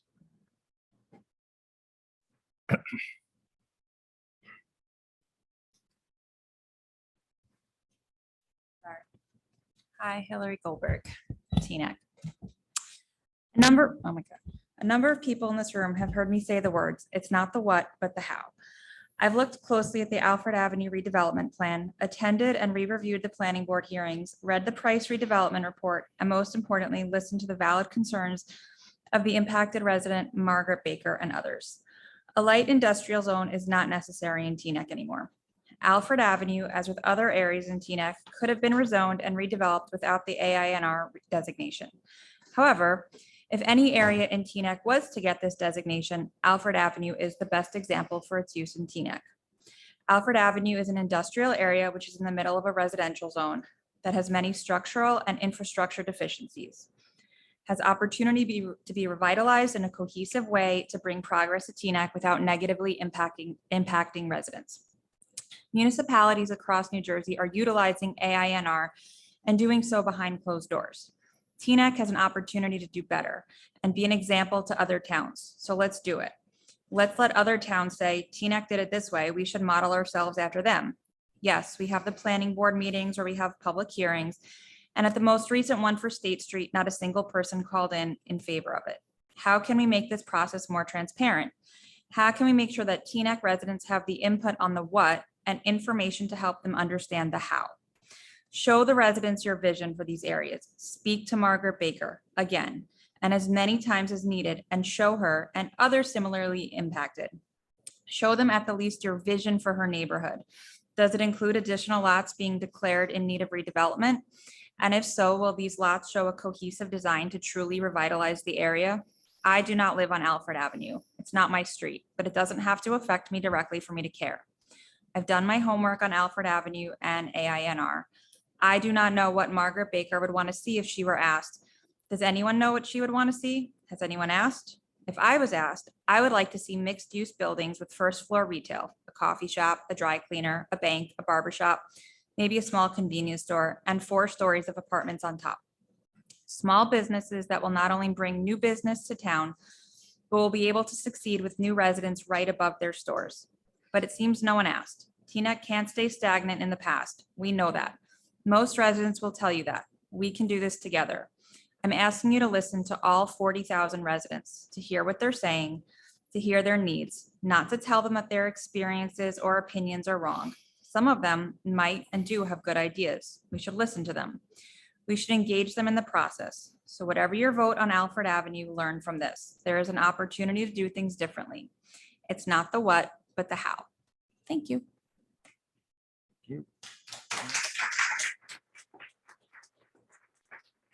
We have someone on Zoom? Doug? No hands on Zoom? All right. Anyone else wish to speak in the chamber? Yes.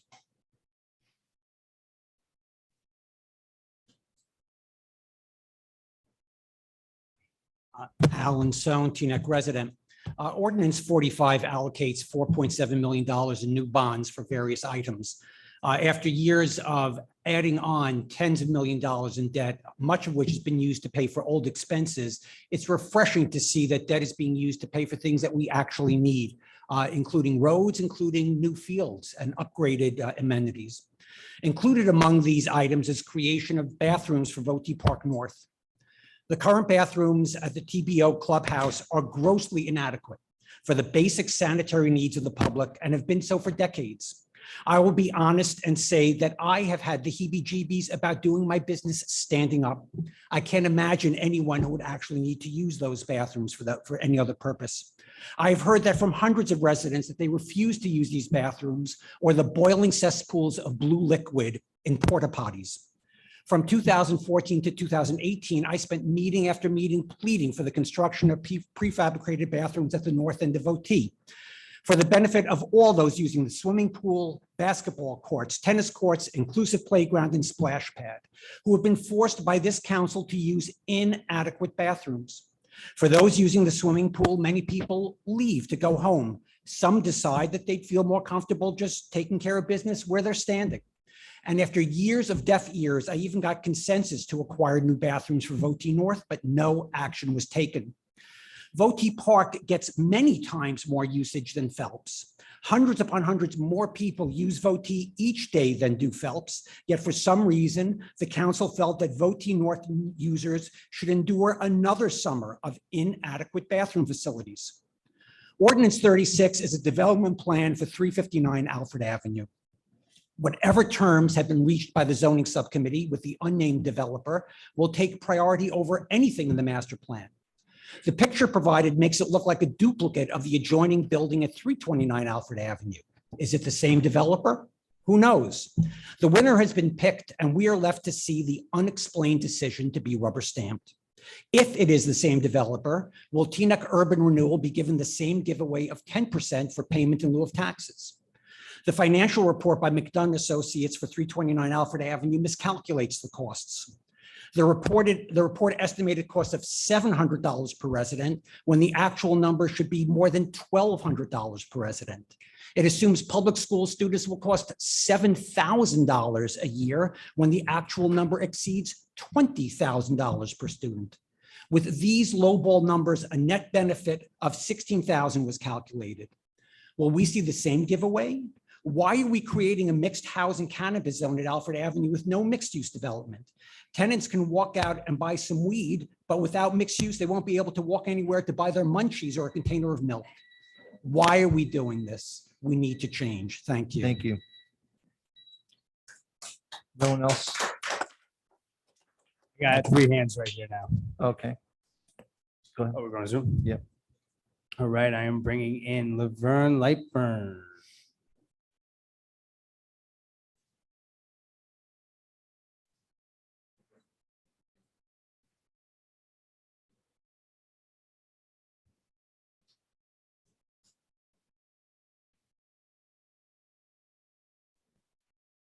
Laverne, 3 minutes whenever you're ready. Can you hear me? Good, hello? Can't hear you, Laverne. Why not? My mic is on. Hello, hello? My mic is on. Laverne, we can't hear you. I'm not. Hang on. Do you think that's us, Ron? I'll check the TV outside. Hello, can you hear me? Laverne, please hold. Okay.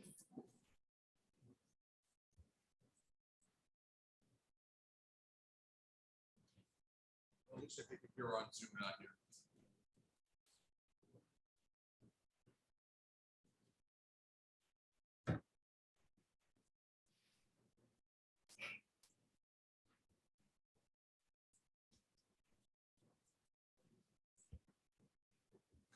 Say something for me. Testing, 1, 2, 3. I hear her coming out. Can you hear me now? All right. Can we? We got. All right, can we go? Do you think it's her? Or do you think it's us? It's not me. I've been on Zoom all All right, day. you maybe want to try another person? All right, Laverne, hold on. We're gonna Hang on try 1 another second, person and Laverne. see. Okay. I'm gonna try Margaret Baker. Give us Here we 1 go. minute. Ms. Baker, bringing you in. Now, yeah, I think it's us. Yeah. It is you.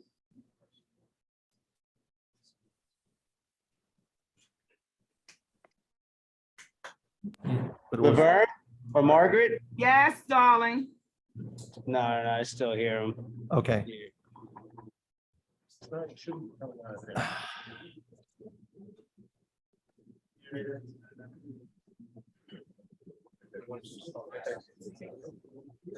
Yeah, we know it's not you. Okay. I'm gonna declare about a 5-minute recess so we can get this technology handled here. Okay? So 5-minute recess.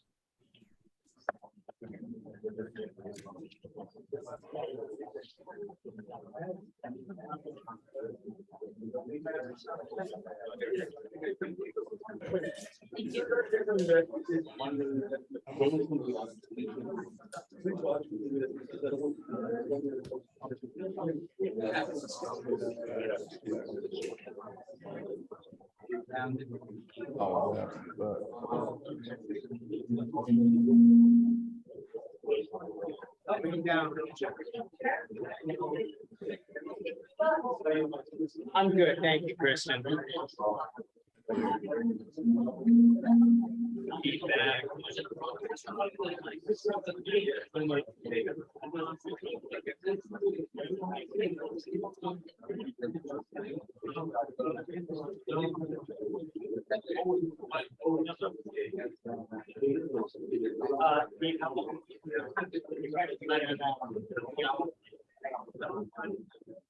Would it be?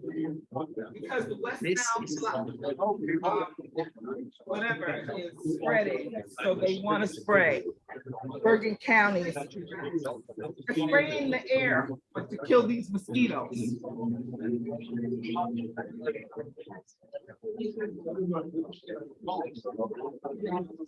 Can you try talking for me? Hello? Can you hear me? I can hear her now, I can hear her now. Okay, you guys, give me 1 minute, please. Where's that picking me up?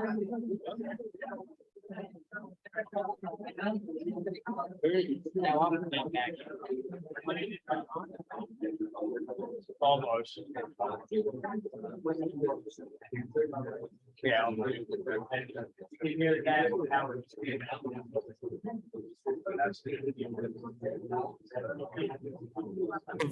Can you check that too, please?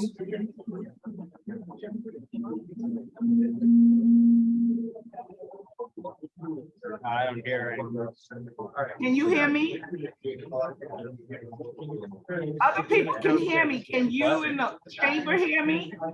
Laverne, give me a 1, 2. 1, 2. There we go. All right. I know my computer's working. Okay. Back to order. Coming back. We are coming back. For those watching at home, we are coming back. Giving everyone a quick minute to resume their positions. We lost 4. Okay, we can go. All right, the mayor called a quick recess at 9:31 to address a technological difficulty which we had addressed at 9:34 so they can bring the meeting back to order. You sound like you in water. Okay. All right, Laverne, give me just a minute to make sure everyone's quiet in here. Oh, Javon ran to his bathroom?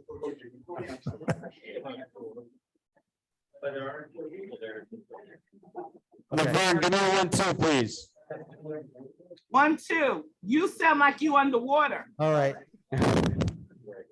All right. we're gonna try it. Okay, can you hear me now? Yes, I can hear you loud and Go clear. ahead. I just need to back up. Oh my God, you all sound like you're echoing. Laverne, hold on. Those in chambers, please be quiet so we can hear. Thank you. Okay, Laverne. Hello, everyone. I would like to talk about Alfred Avenue. I'm requesting that you all take a moment and just slow it down a little bit and not take this vote. I was on Alfred Avenue the other day just to get a look at it. And what you have is so many cars. If you just stay there for 5 minutes, you will see how that traffic is going. I know this is a done deal. I spoke to Ms. Baker, but there's a lot of things that y'all might want. Hillary is right. There's a lot of things you might want to sit down and talk to her calmly and figure out how y'all want to do this. Those neighbors and Teaneck should all be concerned about this because it's not just Alfred Avenue. That's just one. We have all these different areas, the Northeast, in Holy Name, Alfred Avenue. there's so much that's going on, and I'm asking this council just to take a moment and slow it down. We don't have to build, we don't have to sell, we don't have to do all of what you're doing right now. We're going with progress. I do agree, and some of it is good, but a lot of it's bad. With that cannabis coming in, it's going to be a lot of traffic.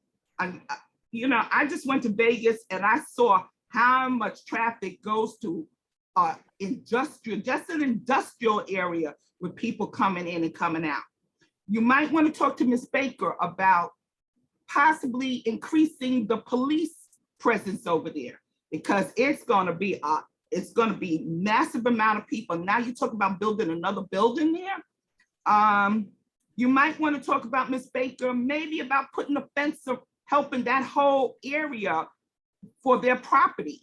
I was looking, she is going to be exposed. All those houses are going to be exposed to people coming and going on their property. And it is Teaneck's property that's directly connected to hers.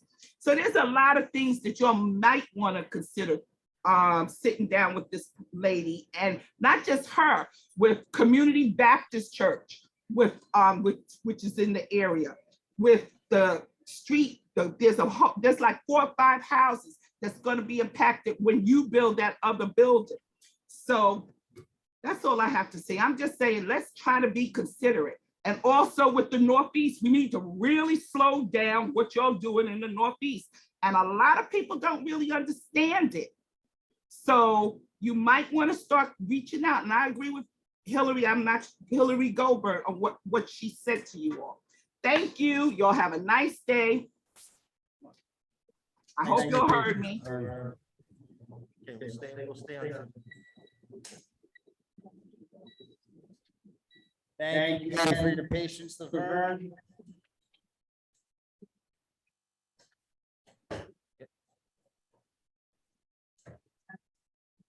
It's now. How's it look out there? On the broadcast on TV, is it running? All right, we're gonna bring in Chuck Powers.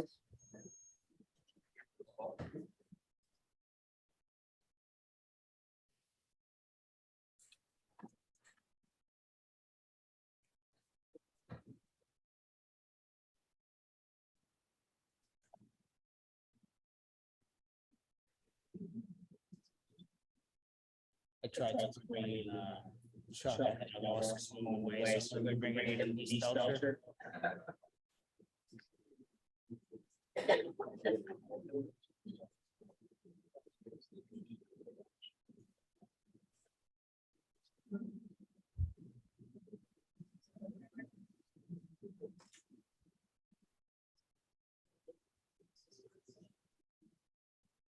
Denise Belcher. No, you got Margaret up on the screen. Doug, you got Margaret Baker up on the screen. Margaret Baker is also still here. Margaret Baker, are you with us?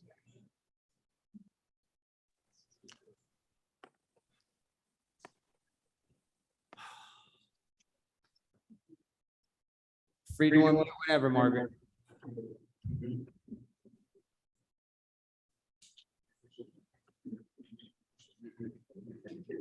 She's muted. Margaret, if you can hear me, unmute. Hello? Yes, Ms. Ms. Baker. Okay. 4 minutes. All right. I appreciate what Hillary said tonight.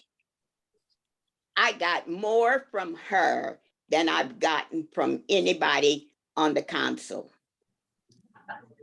I have been trying to get them to see what's out here. Just because you have land, you don't have to put up something like you want to put up. You're going to put up a 6-story building with a swimming pool on top in my front door, along with the other 2 neighbors that are on Decatur. And you're also going to block 6 neighbors that are in Inglewood. The building will be in their front doors also. This was a nice, peaceful residential area. And you, the council, and all of the other boards have destroyed it. I don't care what you put up there. You'll never have what you had. Teaneck, you wanted to be a bedroom community. Well, you put those two buildings up there and see what you're going to get. I've been complaining for years about the traffic out here. I was here when you tried to put up the hotel down Alfred. I was here when you did the, you wanted to put the billboard on Alfred. Alfred is an industrial street. You need to leave it that way. You're going to bring in all these people into this small area. And the people that are here on Decatur, on Tygent, even though they're in Englewood, we are nothing. Forget you. And you're going to put up something that big. Add to the traffic. It's a nightmare out here. And as far as police out here, you know what they patrol? They patrol Alfred Avenue. I've been here almost 37 years, and I have 2 times that they have patrolled on Decatur, made the block. We're only 1 block out here. So unless you have some kind of secret plan, like everything else is secret, you're in for a rude awakening. But, you know, you have the land and you want to put it. It's not Ms. Baker, right. 3 minutes are up. Thank you. Thank you. All right, I voted Chuck Powers. Can you hear me? Whenever you're ready. Yes, we got it. I'd like to talk also about 36-2022, which is the not 329 as district as our vice deputy mayor suggested. It's not 329, it's 359 we're considering tonight. And you are looking at a development plan that has been fairly well characterized, not only by Hillary Goldberg, but by Alan Sohn and by Laverne Lightburn. It's important to recognize just how deficient this redevelopment plan is. We are given a picture of a very large 7-story new apartment building to replace a industrial property that has since 1952 paid every single tax it was supposed to pay and hired many, many people. And we're going to apparently pull it down, or we're going to try to pull it down, because a developer who, as Mr. Sohn rightly pointed out, nobody has told us who that developer is. But we have a very specific plan about what kind of building it is, except we don't know how many units are going to be in it. Oh, and yes, we have a parking plan. And guess what that parking plan says? We're going to allow that building to have 1/3 less parking spaces per whatever number of units we finally recognize and granted in the, I assume, in the site plan that's going to be subsequently developed. And I want to point out something about where we are with the whole AINR business. We have a very definite pattern. We don't know who the developer is when the development plan comes before us, although the developer has been participating in that process. And then we go ahead and give that developer a site plan consistent with that redevelopment plan, as inadequate as this one is.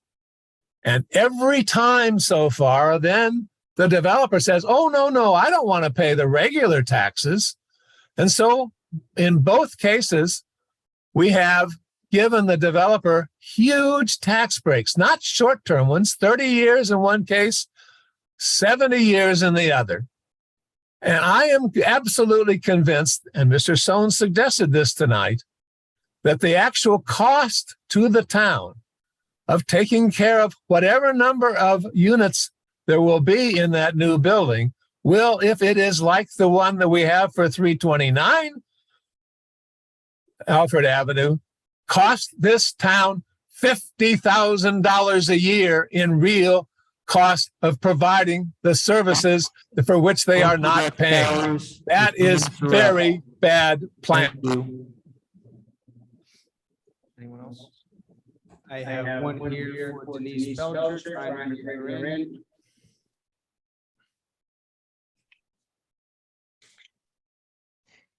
Good evening. Can you hear me? Yes, loud and clear, 3 minutes. Okay, great. Denise Belcher here. I just want to echo the sentiment on the Alfred Avenue development. It's very concerning, specifically due to the fact that the actual development is 100% residential. The National Association of Realtors studies have shown that the most progressive developments are those that have mixed use. When you take into account that you have a commercial property that you're making into a residential high-rise that's sitting next to single-family homes, and everything is specifically residential, there's no mixed use. People that every time one of these 200 residents need something other than weed, they will need to get into their cars and drive to get it. What impact studies has the council done with the developer pertaining to the impact on transportation that this development will have on schools, on emergency services? What changes, if any, as it pertains to egress and ingress? Are you changing that ramp? One way in, one way out? If you are not changing it, then think about it. You have 200 new residences that are being placed in this area without any change to egress and ingress is problematic. And to the point that was just made, a third less parking. So I think that the council really needs to look at this development and really sit down with this developer, and not only to see what types of things are they actually providing to our township. What requirements has the council made of the developer?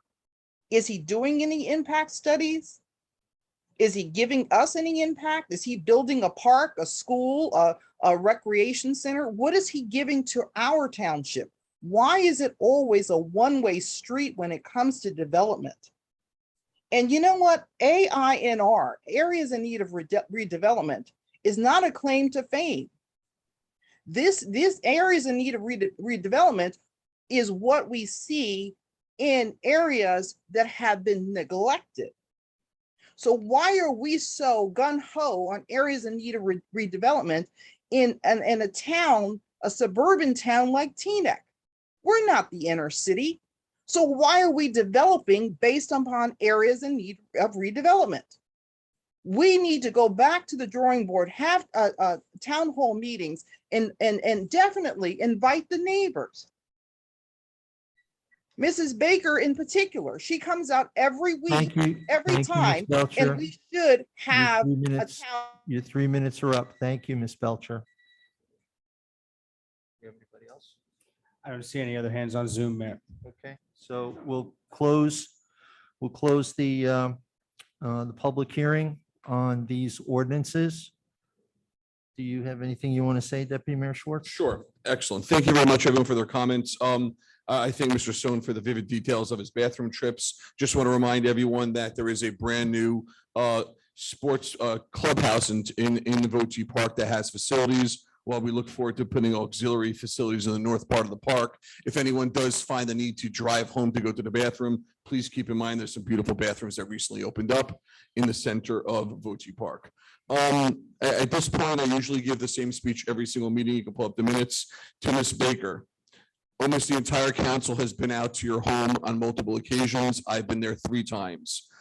We've also written letters to you. The managers called you and got your voicemail. I've also given you my phone number, which I'll give it to you again, is 917-902-9303. We would love to hear from you to see what you'd like. We love to hear and walk the area with you. As you know, I met you in front of your house on one of the occasions I was down there and left you notes as well. Councilman Organ was there at least twice, as was Councilman Kaplan and Councilman Katz, Deputy Mayor Katz, and Councilwoman Rice. So please reach out to me if you'd like to speak. I understand that Ms. Goldberg mentioned some comments about you, and that's the first you've heard about this, but that's not the case. Please reach out to me. And I'd love to have that conversation. This was an industrial area that we're converting. We're converting this to residential, similar to the neighboring properties in Englewood that were also converted using the same methods. This is a property that only has 1 resident and 1 house a little further down for the entire township of Teaneck. This is an area that sits on Route 4, on the right of way of Route 4. This is a prime place to develop these buildings. There is complete neglect in that area. And I look forward to rehabilitating the area, redeveloping the area with these apartment buildings. All our buildings, as they go through any process, receive the studies, the traffic, the police reports, the fire reports, the sewer reports, the school reports. As a matter of fact, and I believe it may even be on our website, the school reports that the Board of Ed themselves put out for our apartment buildings, it turned out that we have less kids than what the Board of Ed themselves predicted. So I will continue to remain in favor of this and the millions of dollars that it will bring in and the rehabilitation of these areas.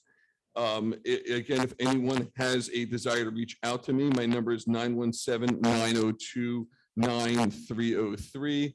And I look forward to passing this and all the other ordinances listed tonight. Thank you. And if I could Yes, just chime go in ahead. one thing, Mr. Mayor. Go ahead.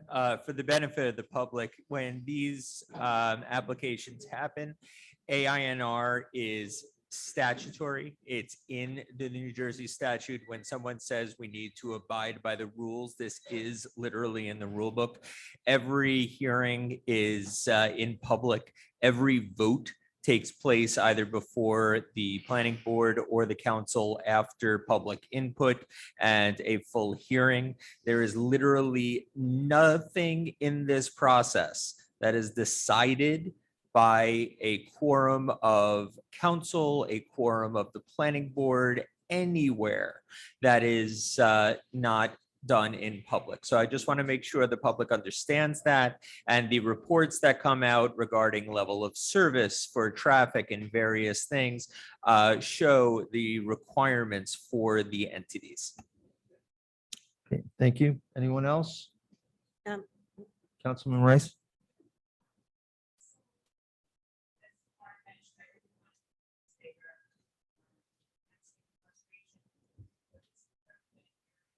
An improvement for many years.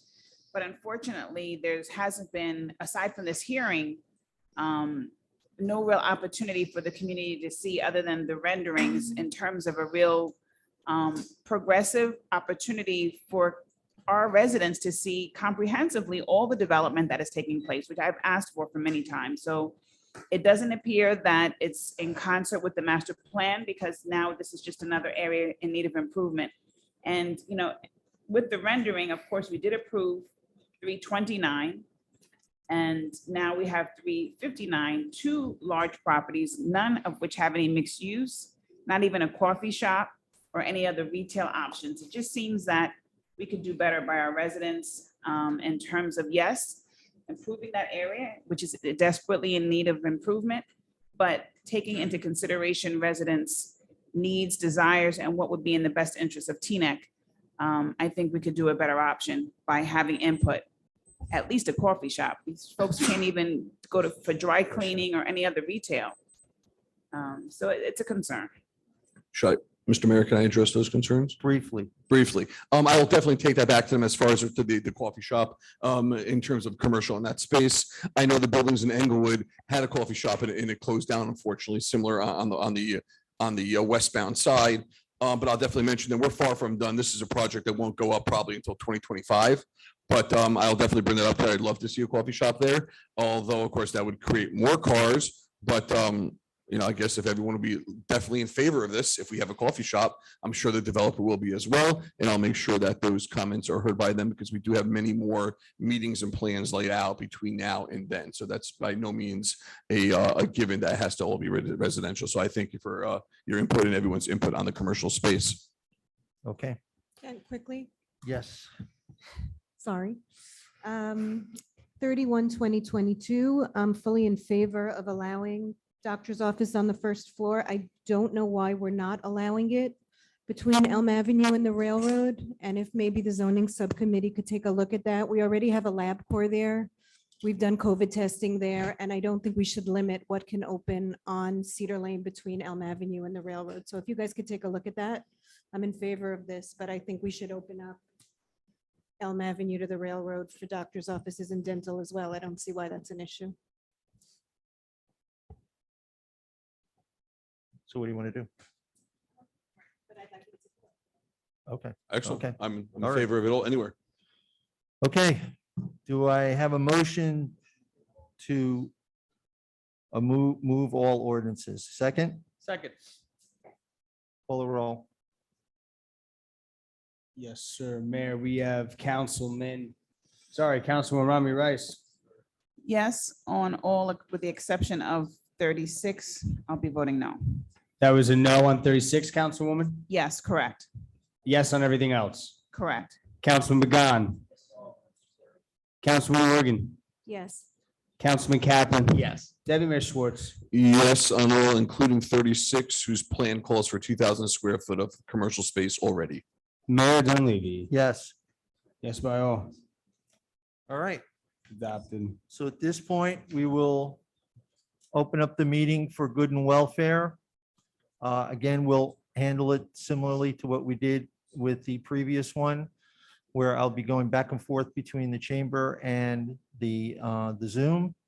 You will have 3 minutes. I'll reach out and point to you here, and then Doug will bring in whoever comes in on Zoom. All right, so I'll start over on this side of the room. Go ahead. Yeah.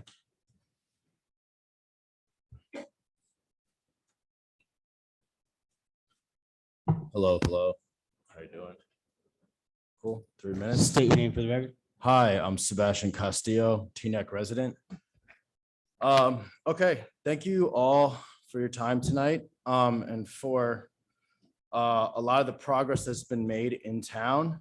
I'm here in regards to cannabis businesses in Teaneck. I know I'm not the only one. And I am proud to say I'm in good company. There are a lot of local groups who are put together the best effort to apply for the highly competitive process with the state. And I just know, from informally and from being within the information going around town and locally, that all three parties of us who are here today are pretty locally based. We have the best intentions of the town in mind. And I can't speak for others, but I know I speak for myself when I say that I understand that a lot of residents have concerns and hesitation about how this is all going to develop and come to be within Teaneck. But again, I can only speak for myself, but I'm sure the other conditional license or the license holders can say the same, that they would put their everything to make sure that this business or these businesses are run with respect and with dignity, and as a point of pride that the whole town can be happy to have within its borders. That being said, it is no mystery. I have been here on multiple meetings since getting the ball rolling with the process regarding the limitation of location in town, the limitation to the current ordinance in Alfred Ave. As it were, I know that, I've spoke to others in the room regarding cannabis, and everyone is doing their best effort to find alternative locations should those locations become unavailable. One thing I will say, and again, I don't mean to speak for anyone else, but the license that we were awarded or that I was awarded is a conditional license, meaning there's only a few months to find an adequate location before that license expires. And it's been doing everything in my power to find a spot. I'm a realtor as well, a licensed realtor. So the idea of finding available space is not something that's foreign to me. And it's been very difficult. And to this point, myself personally and Galaxy Express, the licensed company I represent, we have some developments that may be going well.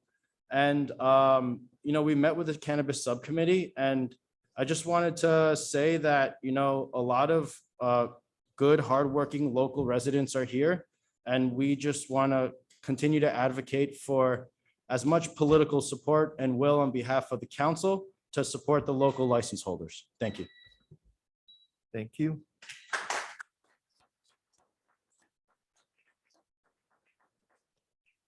Doug? I got a hand in Zoom. I'm going to bring in Sandy Silverberg.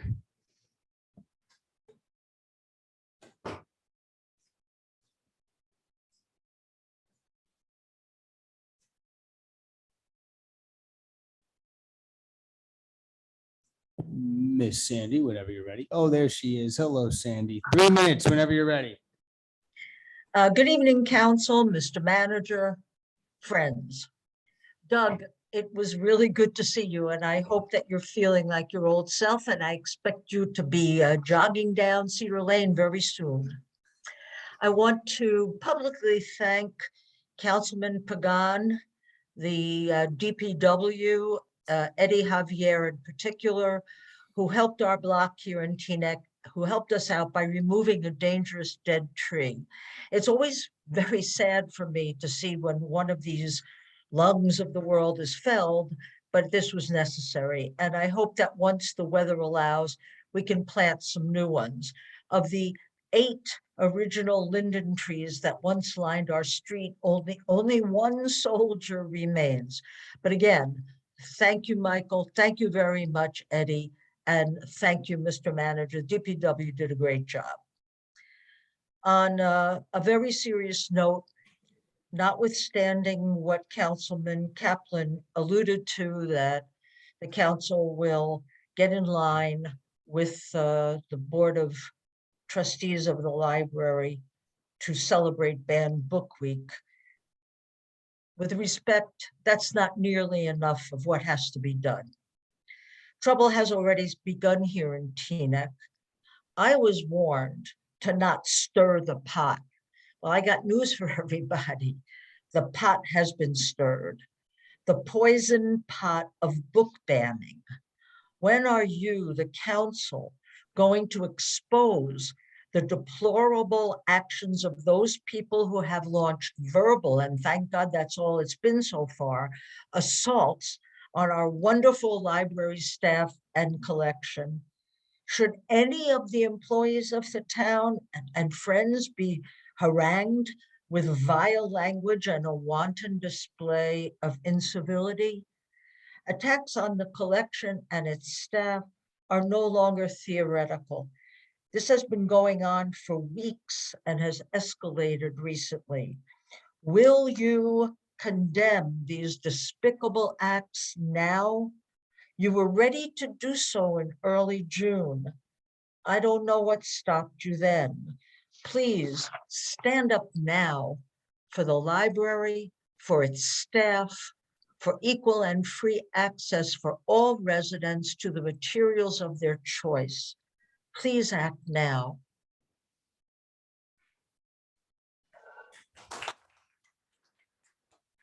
Thank you, Sandy.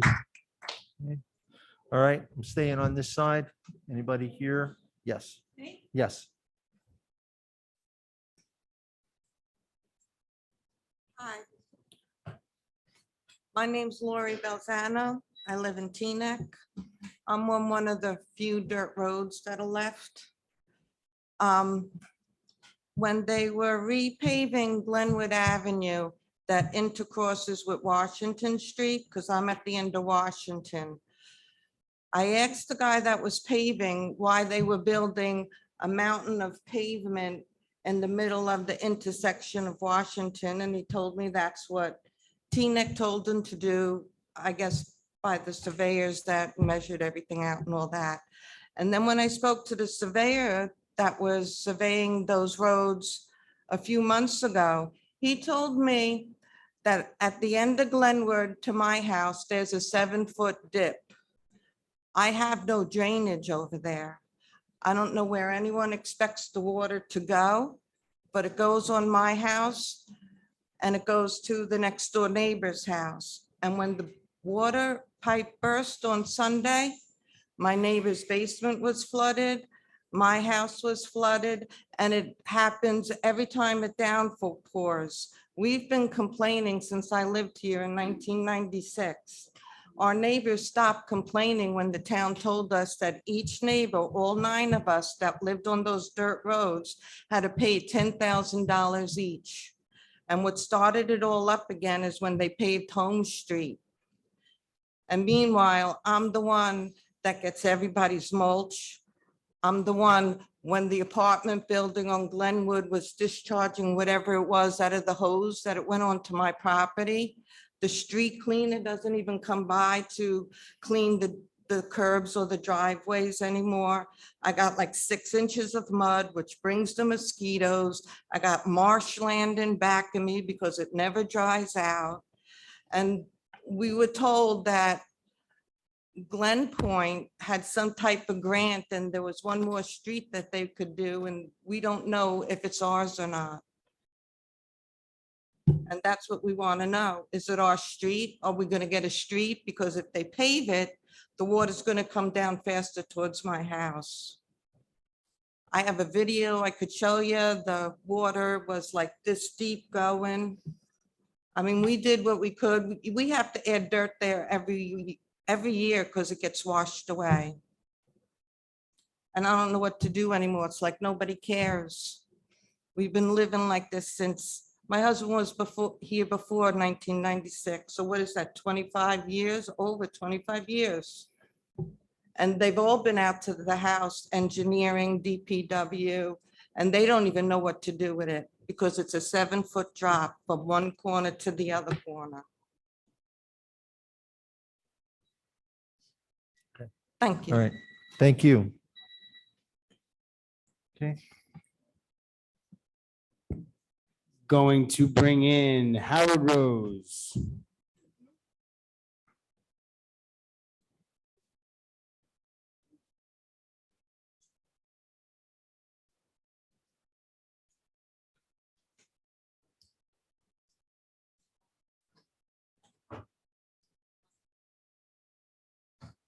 Howard Rose, whenever you are ready. I'm ready. I don't see how to get the picture up. Oh, start video. There you go. Can you hear me? Oh, I can hear you. There he is. Hot dog. Good evening, Doug. Good evening, council. Good evening, sir. everyone watching in TV land as well as at the council meeting. You know, I'm wondering why we have so many restrictions on things. And we have a number of entrepreneurs who want to sell cannabis. It's retail trade, but I think there should be restrictions.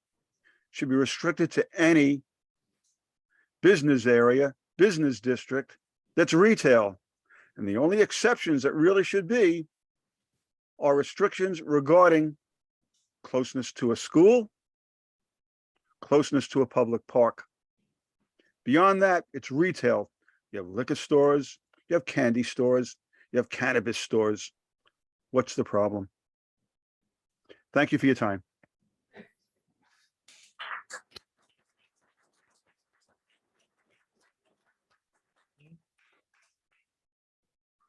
Anyone you, else? Howard. Yes, sir.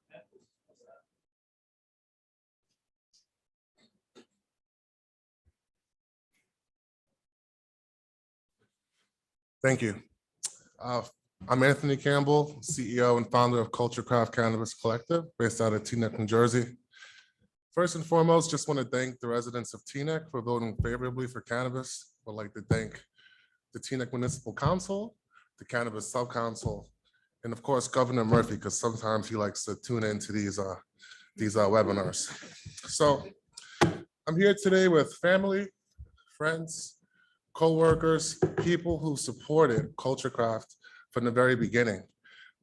Also want to congratulate Sebastian, Deos and his team, OJ, other minorities, young leaders of consequence, who have also achieved the great feat of obtaining a conditional license from the state. It's been no easy task, and we've done it, and we're all from here, and we're all supported.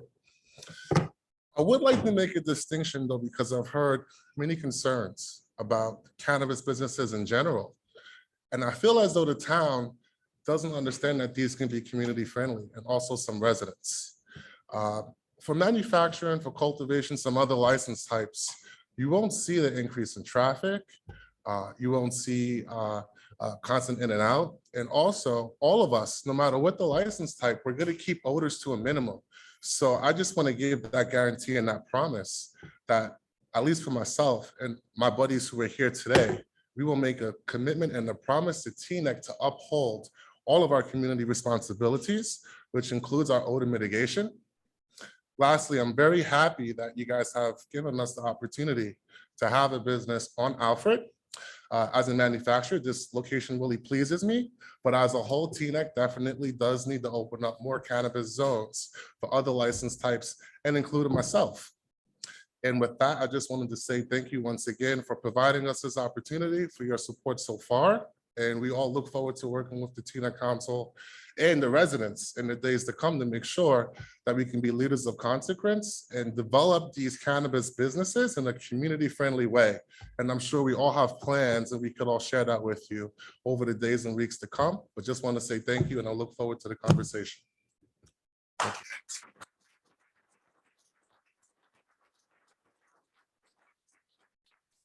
I'm bringing in Laverne Lightburn from Zoom.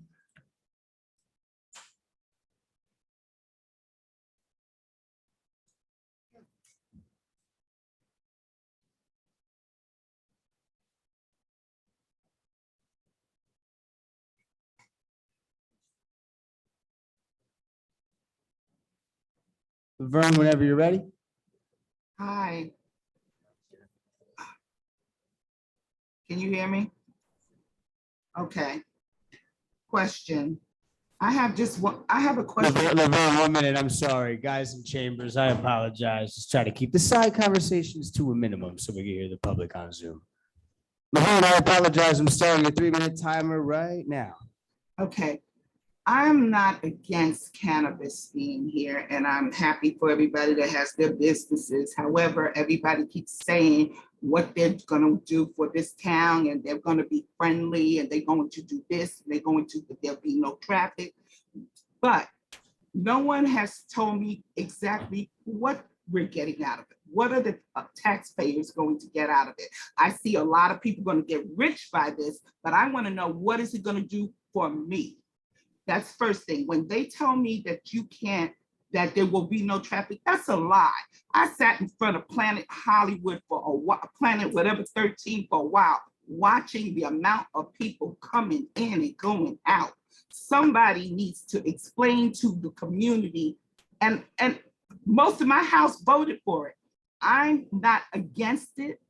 I think it's a good product. But I want to understand, why do we feel that Teaneck has to be the capital marijuana cannabis area of New Jersey?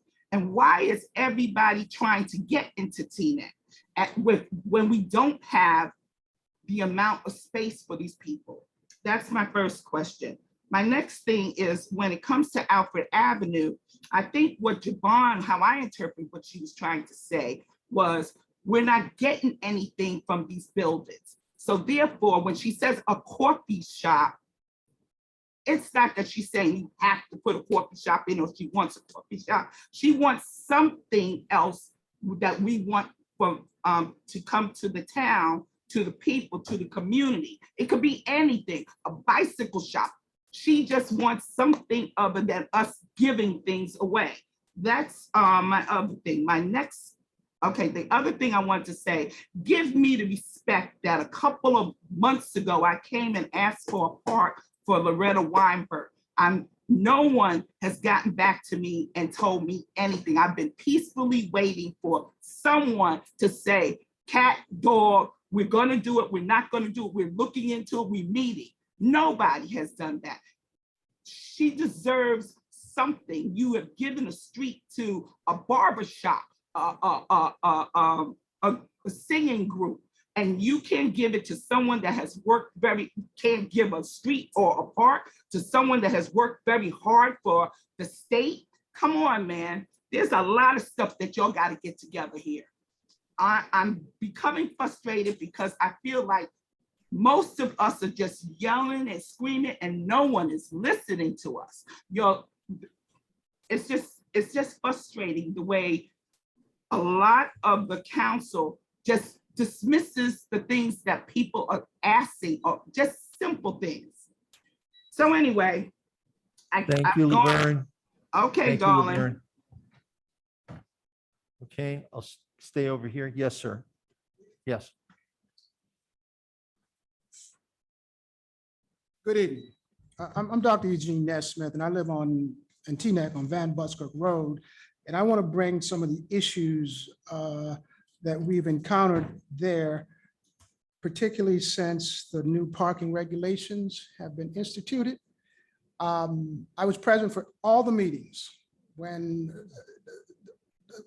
my neighbors were discussing trying to get some of the cars off the street. And I love having the cars off the street. However, I got a letter, I guess on about the 20th or the 29th, from Mr. Cassini's office, and they wanted a turnaround by the 4th, which I thought was rather quick. And actually, I ended up getting a letter by accident.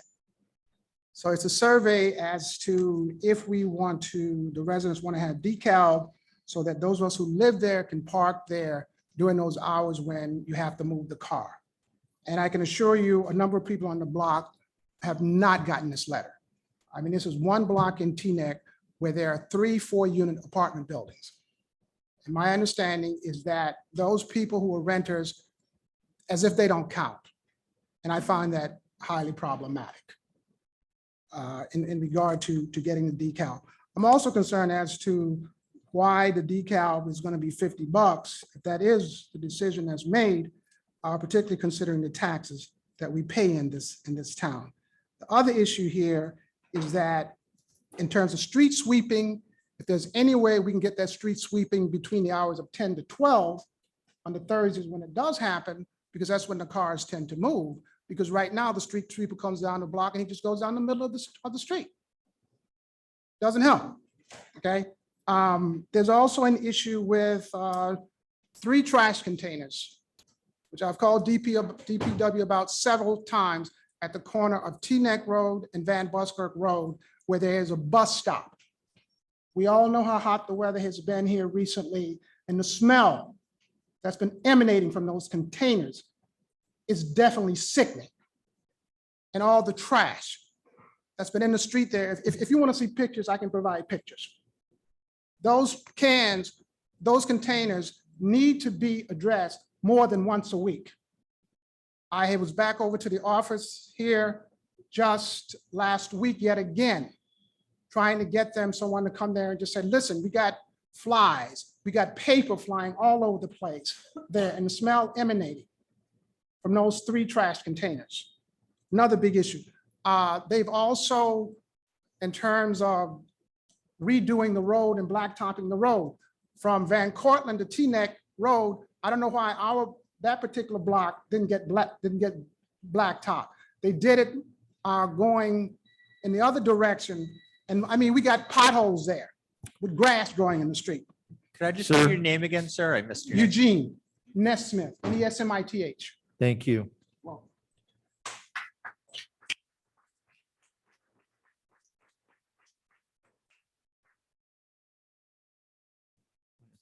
I'm bringing in Margaret Baker.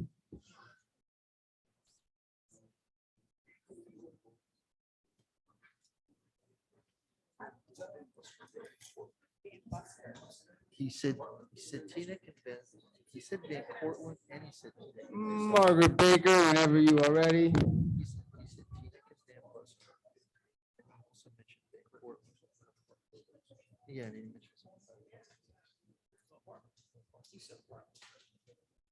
And Can again, you hear hello. me? Yeah, yes, hello, Ms. Baker. Those in the crowd, please curb the side conversations. Thank you. Ms. Baker, whenever you are ready.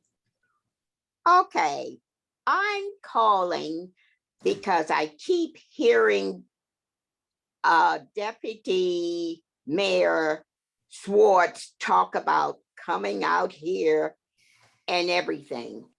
First of all, I have only gotten one letter from the township manager, and it was in regards to lack of communication with me. One letter. The deputy mayor said letters, no such thing. I went to the town hall and requested a copy of these other letters. There are no other letters, one letter. And as far as coming out here to visit, the first time they came out, the two deputy mayors and Councilwoman Organ, I wasn't here. You left a card in the door. I got it. And I'm wondering, why are you coming out here? What I had to say, I went to the meeting and said. So I didn't respond to it. The second time you come out, I'm home. I'm getting ready to leave. And you walk up and you talk about, oh, I'm Ellie Katz. He didn't use the word mayor. And I stepped in his face and I said, I'm Margaret Baker. Next thing I know, he wants to know if my son a cop. That had nothing to do with the project here. And when he saw my expression, nobody that was out here opened their mouths. So he wants to know if he's a cop. So that tells me that you were coming out here to get information, not about the proposed project. In my personal business, you don't come to my house and ask somebody at my house what they do for a living. And by the way, the answer was no. When he saw my expression, nobody said a word. You didn't ask anything about the project. You didn't say anything about the project. You walked off. Few minutes later, we had someone come out here when the house was still there and took a hammer and bust every window in that house. Conveniently, it happened on the day that they were here. We've had the developer cut down town trees. So it's like this developer, Ms. he Baker. does what he wants. Ms. Baker, your 3 minutes are up. Thank you. Okay, we'll go over here. Yes, sir.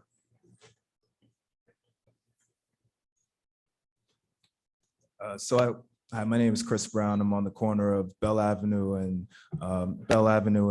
Beverly Road. My street, Bell Avenue, has experienced chronic flooding over the past few decades.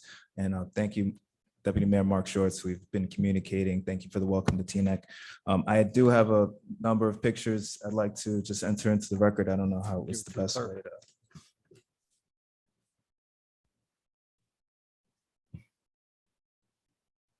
So those pictures were from the storm about 3 weeks ago. We got a really bad thunderstorm and we experienced a deluge of flood water from other parts in the town that regularly come into our area.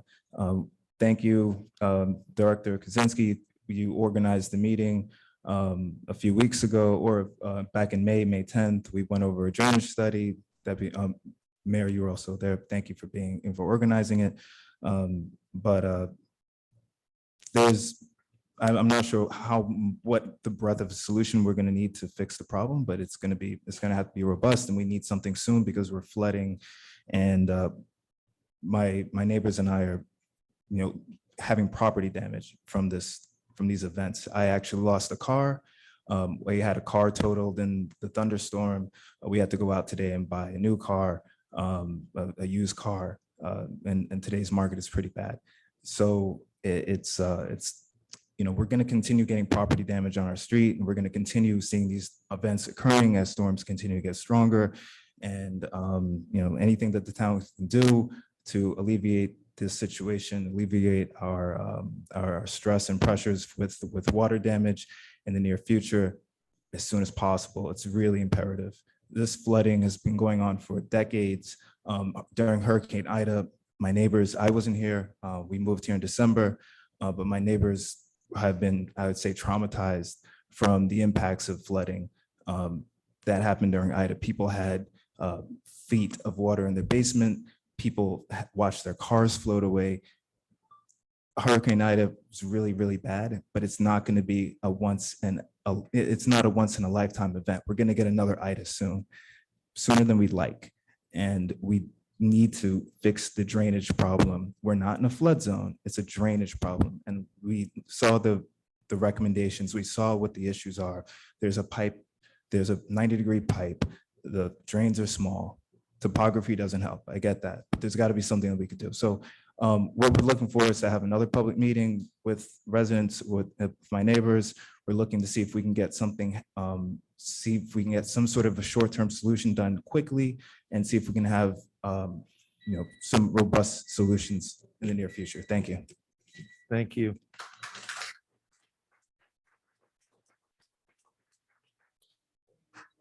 I am bringing in Alan Truskowski.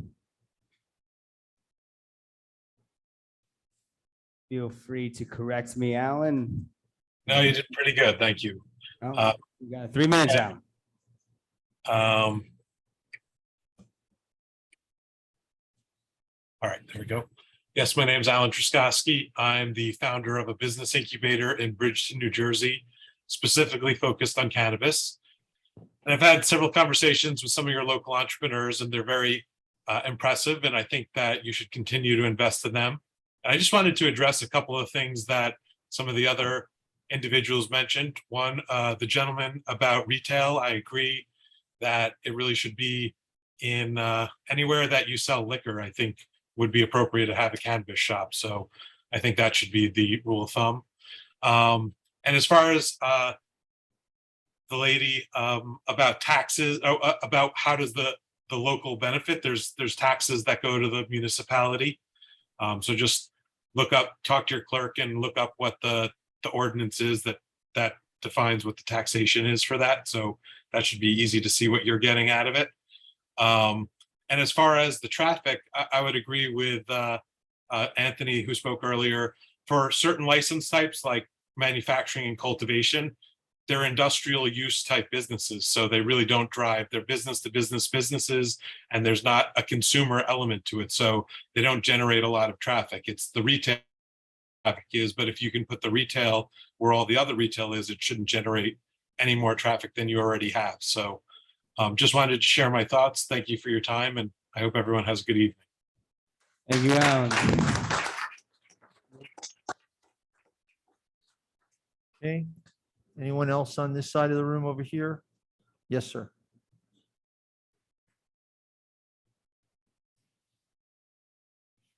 Hi, Tim McCann from Bell Avenue, and I just want to just make a point and emphasize what Chris has mentioned previously. I've been in town for 27 years. I've lived through a couple of these storms where my basement has flooded. It's cost me real money. And it's time the town take ownership of the problem and fix it. And we appreciate what you're trying to do. We know you're working on it, but there's some information that's going around in our neighborhood that the civil engineers you hired and put together a full plan may not be the plan that you're going to try and execute on. And that we would like to get an update on where we stand and before any work really gets started. Because, we have all, and many neighbors have, suffered a lot of financial heartache. And there's just the stress of dealing with this is enough to drive anybody out of town. So would appreciate all your help in fixing this and doing it very quickly. It's not just our properties, it's township property that's getting damaged as well. That parking lot on Beverly, my car was parked there during Ida and I lost that car. So I would think you'd want to take care of your property as well. So please help. Thank you. Thank you.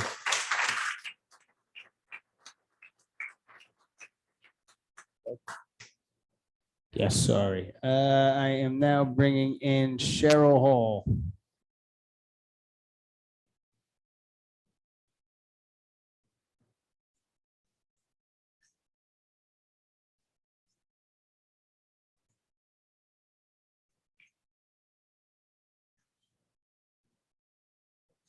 Hey, what's up, Cheryl? You're muted. There you Okay. go. You 3 can hear minutes, me my now, friend. right? Yep. Hi, good evening, everyone, esteemed members of the council. And I'm coming to you with a very big thank you to everyone that responded to a social media post I made earlier this afternoon. Thank you to Town Manager Dean Krasinski. A special thank you to Tom Rowe as well. Earlier today around 2 o'clock, I discovered that my 100-year-old neighbor was without air conditioning. And I didn't know exactly what to do about the problem and posted it on social media. And amazingly, within 2 hours, not only did about 15 different residents offer to pay for a remedy to the situation for my neighbor, but also we had our deputy town manager, Tom Rowe, out to my neighbor's house. And also thank you to the fire department that came up with a plan of action and, ensured her safety and welfare. And it was really inspiring about the wonderful community that we live in here in Teaneck. And I was just really inspired, and believe it or not, this is kind of my vision for what I would like to call Teaneck Interfaith. Has nothing to do with rounding up houses of worship, and everything to do with bringing diverse people together for humanitarian experiences. I'm very proud to live here, and I'm so proud that we take care of each other. That spirit is in your residents as well, and we can all work together to build something even stronger. It is there, and I encourage the council to maybe even when you hear about good things, to highlight those, to inspire people about what's going on. There's so much negativity in the world right now. I'm very, no matter where about I live, I hope to always be living here in this community and in serving this community. Thank you again, and keep up the wonderful work. Thank you. Thank you, Cheryl. Thank you, Cheryl. Anyone else on this side of the room? No? All right. Hold on. Let's start down in the front. Yeah, go ahead.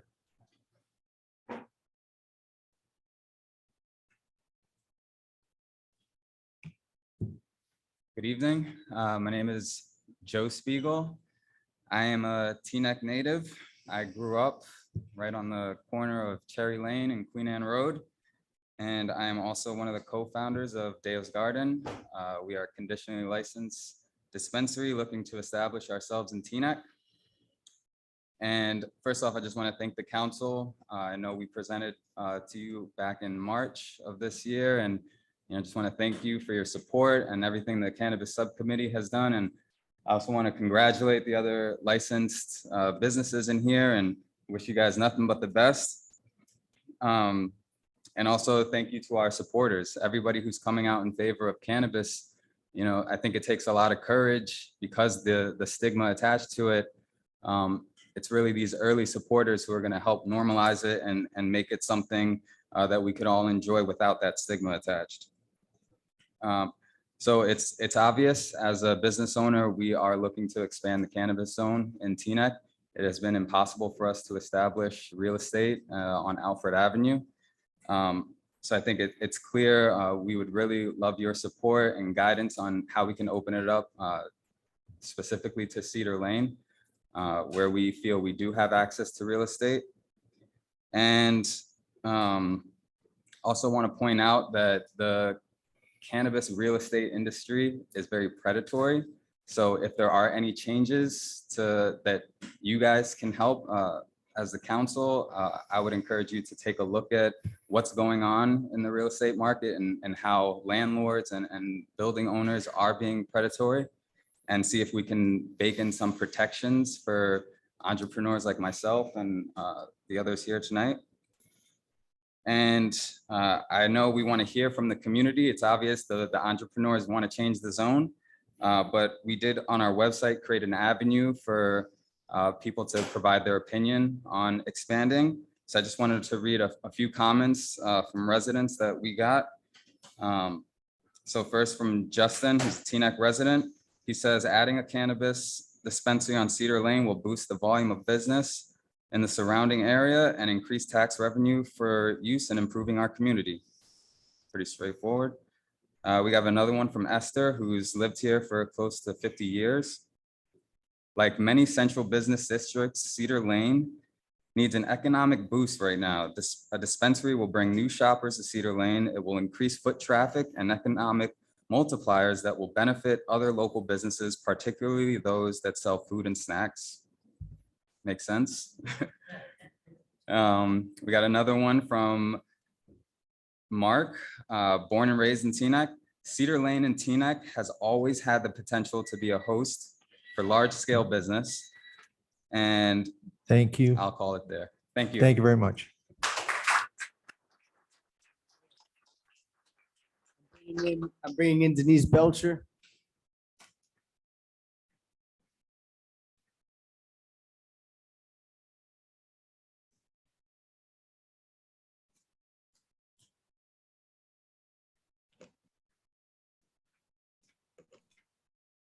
Hi, can you hear me?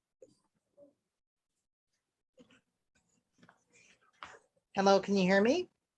Hear you loud and clear. 3 minutes whenever you're ready. Okay, perfect.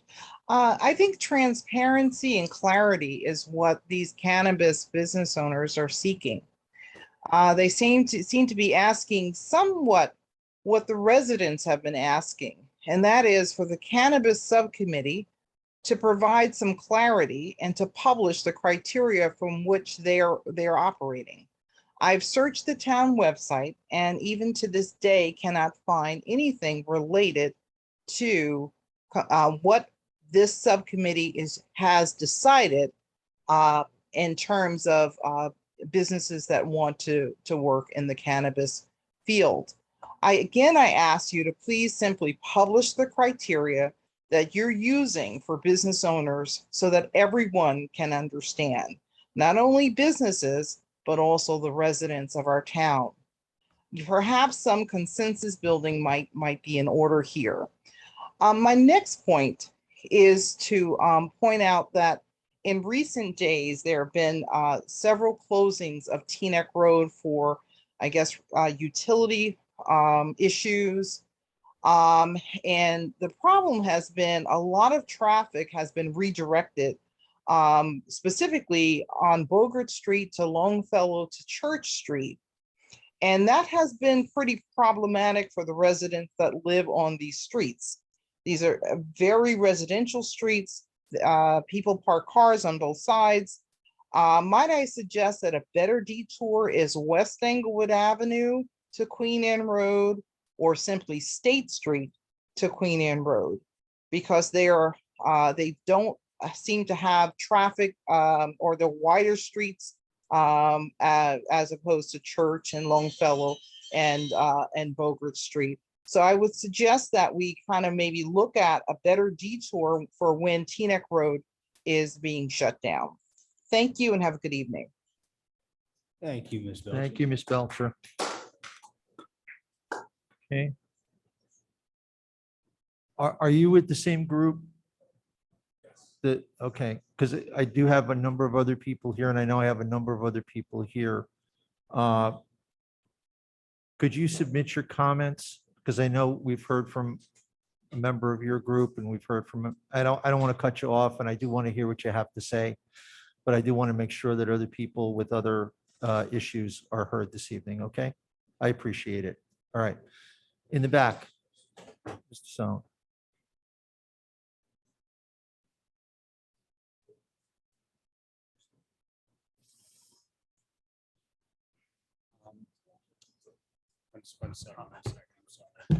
Alan Stone, Teaneck resident, was able via Oprah to receive some documents that you'll receive for areas in need of redevelopment, one at State Street, one at 329 Alfred Avenue.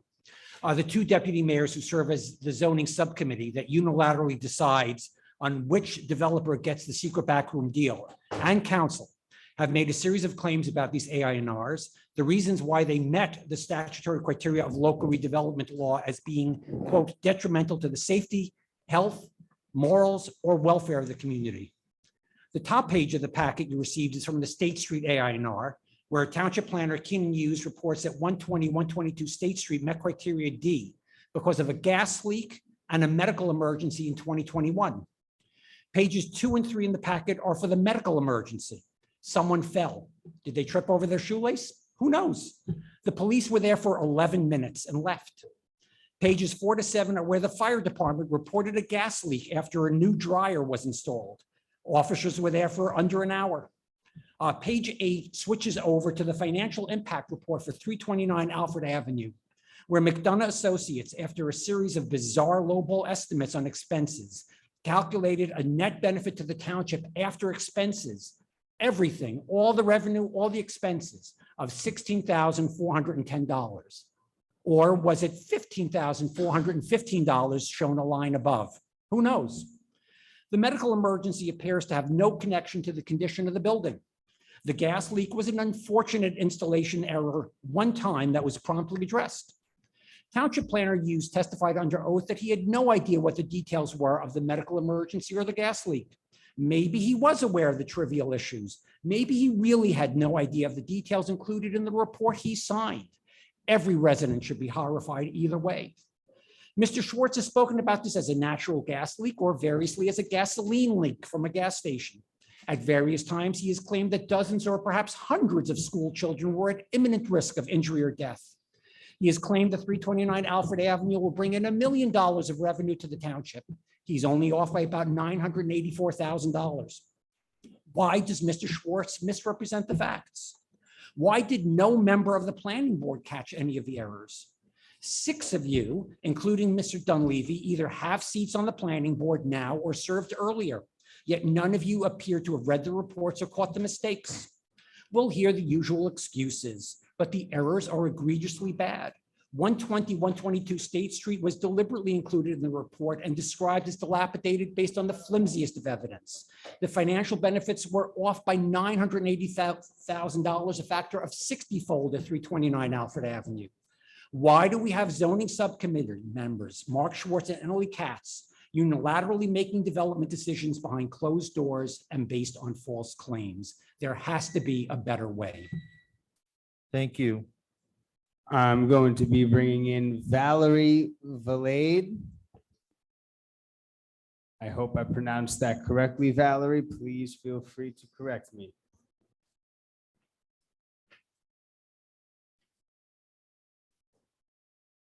Whenever you're ready.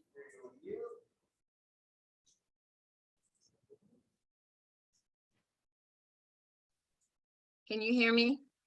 Loud and clear, Valerie. You have 3 minutes. I'm thankful to have this opportunity to speak with you tonight in reference to the issue that Lori Balzano brought up earlier, which is the paving of Washington and Marion Street. I've been a resident on Marion Street for 42 years.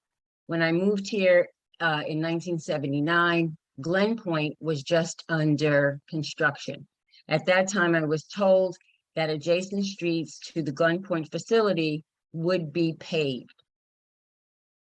Clearly, you see that that has not happened. In addition to having issues with flooding, issues with snow removal that is really hazardous when the gravel is on the ground, it makes for a very difficult time to clear snow. This is a continuing problem. The problem seems to fall on deaf ears whenever any of the 9 of us, and maybe it's because it's only 9 of us, brings the issue to the township in any form or fashion.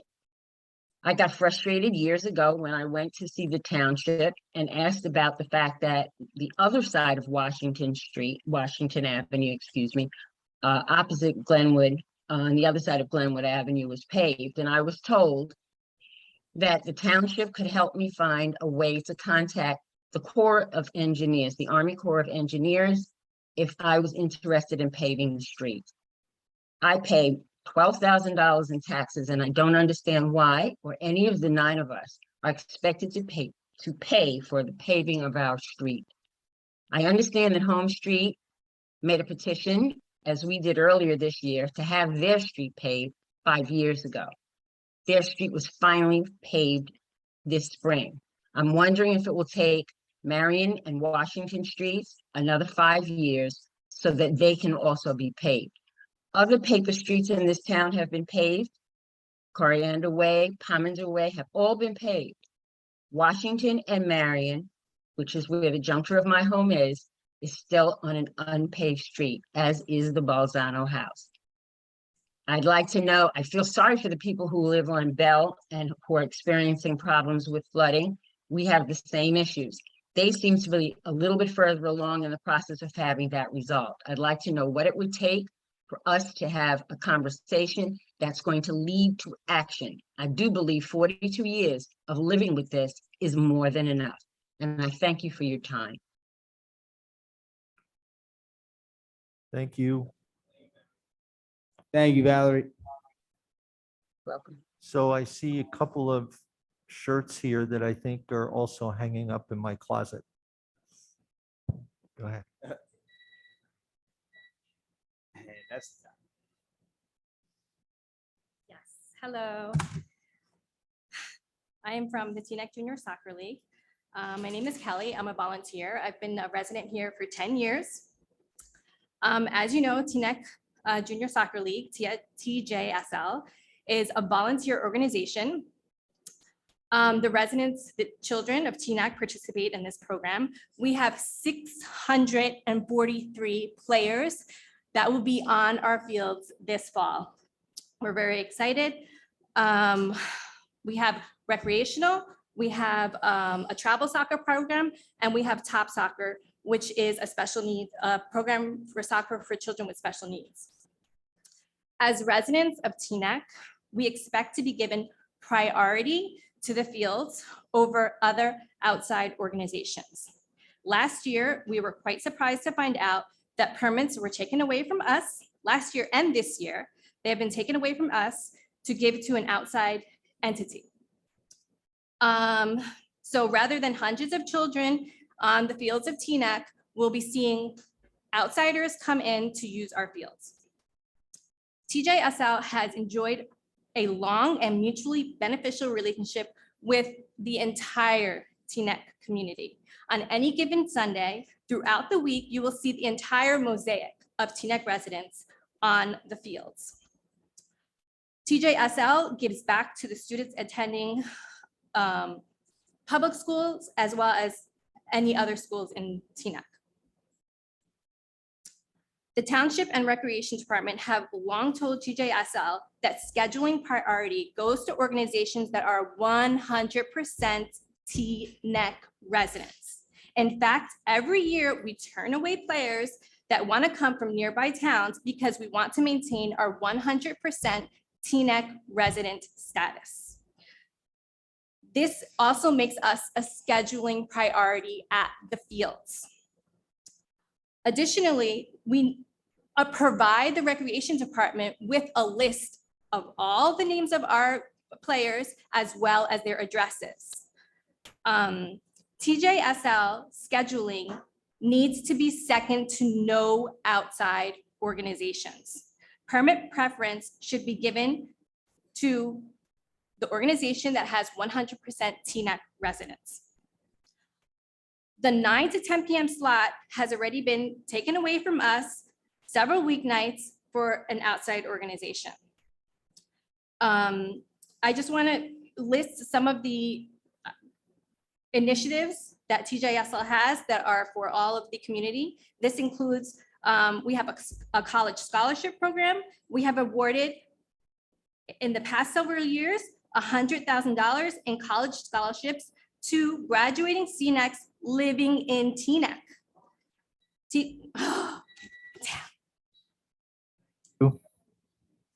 Mayor, do you want to extend the meeting to 11:15, 11:30? I'm gonna have a motion to extend it to 11:30. All in favor? All in favor? Thank you, Mayor. Sorry. Okay, go We're ahead. going to Zoom now. I am bringing in Jonathan Alejandro. We're doing a roll vote on that, by the way? We usually do a vote on the extension. No? A full vote, okay. I'm sorry. I'll mark you down as a no, Deputy Mayor Schwartz. Hello, good evening. Hey, Jonathan, you have 3 minutes whenever you're ready. All right, great. Good evening, everyone, council members and everyone in the crowd. I just wanted to lend my support to Jonah Smith, Joey Spiegel, and Joshua Alejandro for Dale's Garden. I lived in Teaneck for 35 years. Joshua Alejandro is my brother. These young men I grew up with in high school, and they have developed into very young and bright young men who I think will do a good job for the town. I think already enough has been said about the benefits of this, so I won't go any further. And good evening to everyone, and thank you. Thank you, Jonathan. Ready? Okay, Mike?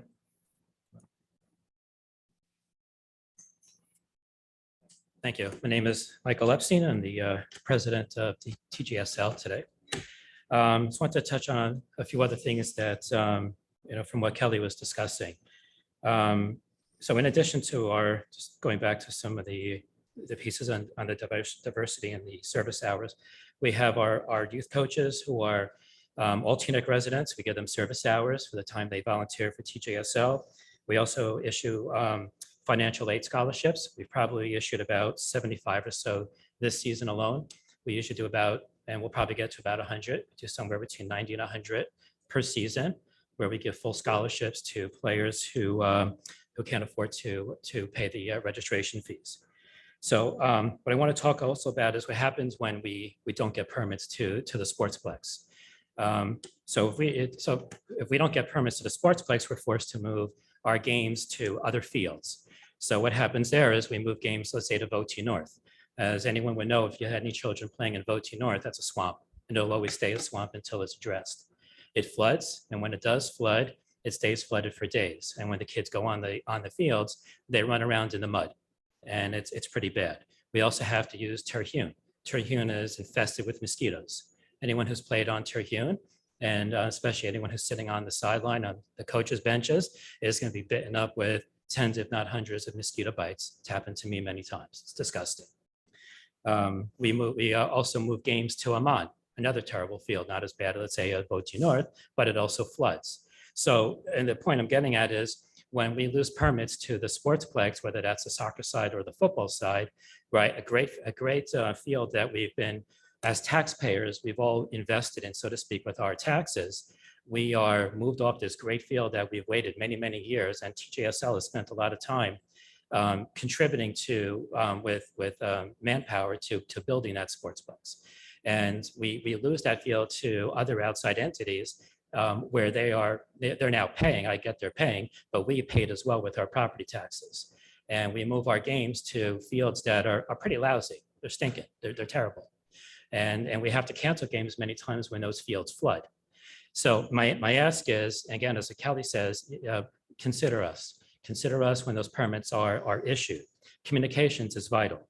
We've had lack of communication. All right, so when the rec department is issuing those permits, it would have been great for them to come to us and say, well, we have this other outside group that's asking for permits. Are you going to need those fields? What are the times you're going to need them for? Our opening day, we have to cut our games or move our games off the sportsplex. On opening day, September 11th, another entity has taken the football side where we play many games. And we're now moving them to whether that's Voti North, whether that's Terhune. And again, I'm asking, why not communicate with us? Why not talk to us? Why not ask us what our needs are before we issue other permits? Thank you. Thank you.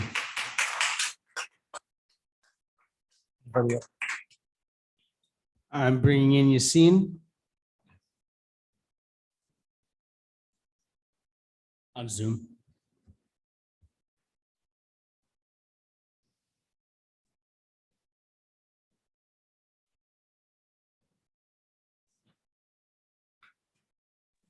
Doug, can you hear me, sir? Loud and clear, you have 3 minutes. Let's start with, let's give those kids their field back, and good evening, folks. Yassine Karyani, Teaneck. And I happen to be the chair of the advisory board on community relations, which was disrespected tonight by not having our report read to you fully. I apologize to my team on your behalf, and I hope that the mayor interrupt me anytime to let me know that he'll try to amend the agenda to allow us to read our report fully as it's supposed to be. And despite the fact that this may sound petty, but frankly speaking, this type of action is what prevents teammates from being motivated. But by the time the mayor interrupt me, I'll take advantage of the rest of my 3 minutes to read to you the items within our report that require your approval. And then I hope that we'll take some action tonight on some of them at least. One, we would like to invite Commissioner Tracy Zer to our September meeting.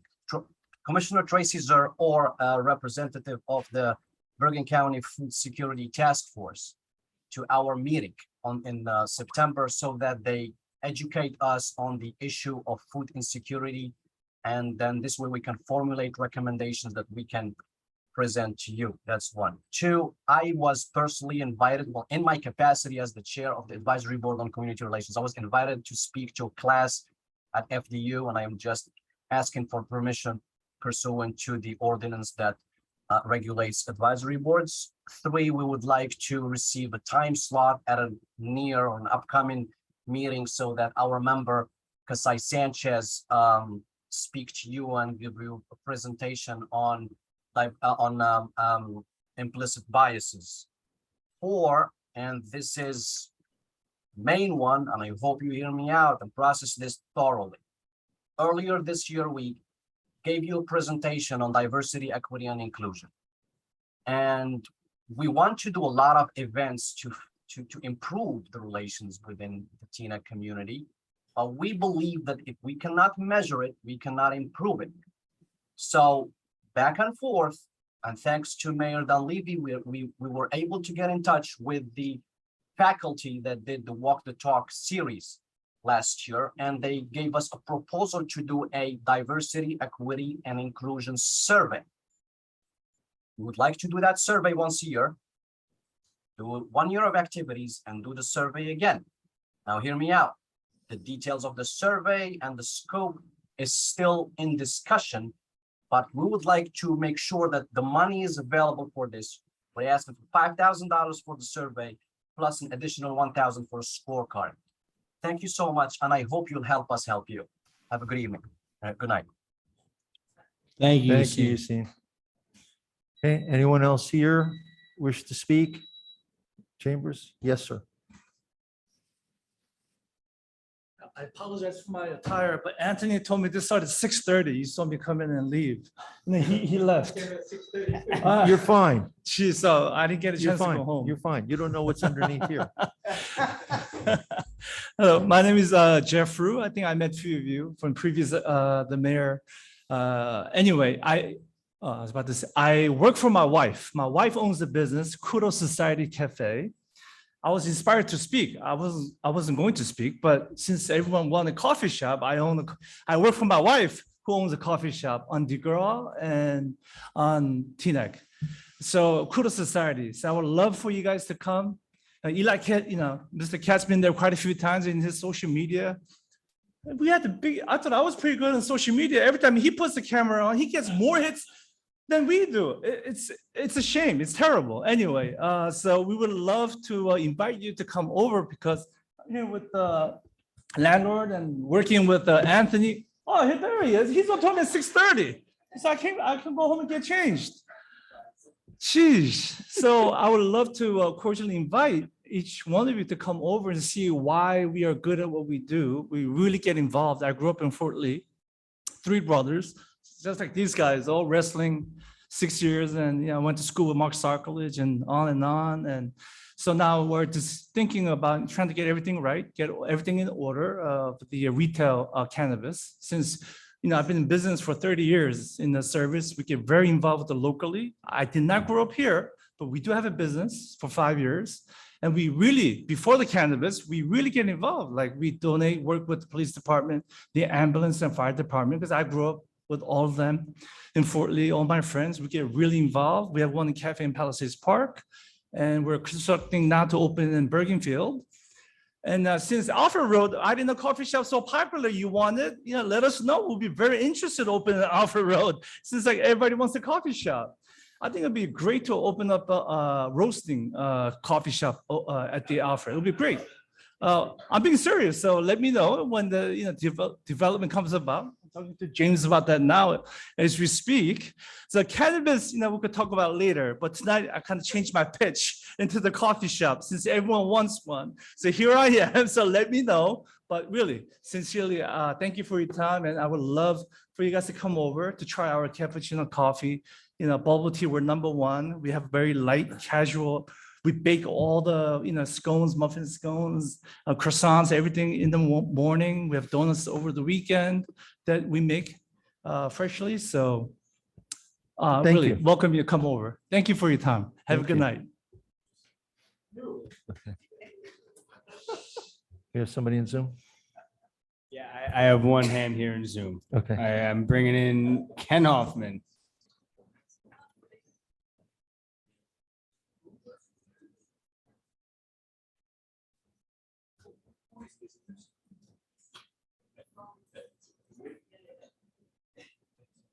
There he is. Doctor, you're muted. Not anymore. Looking good. Okay. Doug, you ready for my 3 minutes? Yes, 3 minutes whenever you're ready, sir. Okay, I'm, as one would expect, with 25 years of experience with TJSL, speaking on behalf of the organization. It is an organization that encompasses the entire town. It may be the only thing that Coach Alan Sohn and Coach Mark Schwartz agree on, and that is it is a wonderful organization. And they also have something else in common, because I believe I gave both of them yellow cards when they were coaching in the league. What I do want to bring up is it was not the lack of or taking away permits. It was the taking away of specific time that was being discussed in March of this year, because Yeshiva University has used Teaneck for its 5 home games, or 6, but this year it's 5 home games. And the problem really is the lack of communication with not only TJSL, but also Teaneck Junior Football. And I'm hoping that in the future, based on this really terrible experience that could have been easily prevented, that we work together in order to allow our children in the entire town to play soccer and football and other sports when other organizations wish to use our field. Finally, I think this also means, and this is where Mayor Dunleavy and hopefully Township Manager Kaczynski can work better, this would really have been stopped, or really this whole issue would have been ended if we had had the scheduling software in place. And I know that Jim's been talking about this for as long as we've been friends, and clearly for the last 3 to 5 years. So I'm hoping that because of what has happened this season and with the lack of communication, that we can prevent that from happening in the future. It's not that the town doesn't recognize TJSL and other council with council approved youth sports, organizations. But I also need to make sure, or we need to make sure that the fields are taken care of, because just for one example, if games are played at night, Terhune doesn't have lights. Ammon doesn't have lights. And Voti North, as we all know, will flood. So we will certainly work with you. We will work with the town, and we thank you very much for your continuing support of TJSL, as TJSL clearly supports the town. Thank you very much. Thank you, Dr. Hoffman. Thank you, Doc. Is anybody on? I don't see any other hands on Zoom. All right, so we'll, oh, I have a hand up here. Oh, sir. All right. Good evening, David Koshar, Englewood resident. I'm here on behalf of Galaxy Express with Sebastian Castillo. I won't take up too much of your time because I think everything that could have been said about cannabis has been said this evening. I just wanted to show my support for Galaxy Express and really for the other license holders in their effort to open up zoning to additional areas in Teaneck. It has been, as we know, Alfred Avenue does not have any available space. And I think that both us and some of the other businesses have some good plans in motion to open up, specifically on Cedar Lane. So I hope that the council and the town will hear our concerns and consider opening up new space as soon as possible. Thank you. Thank you. We were so close. Okay.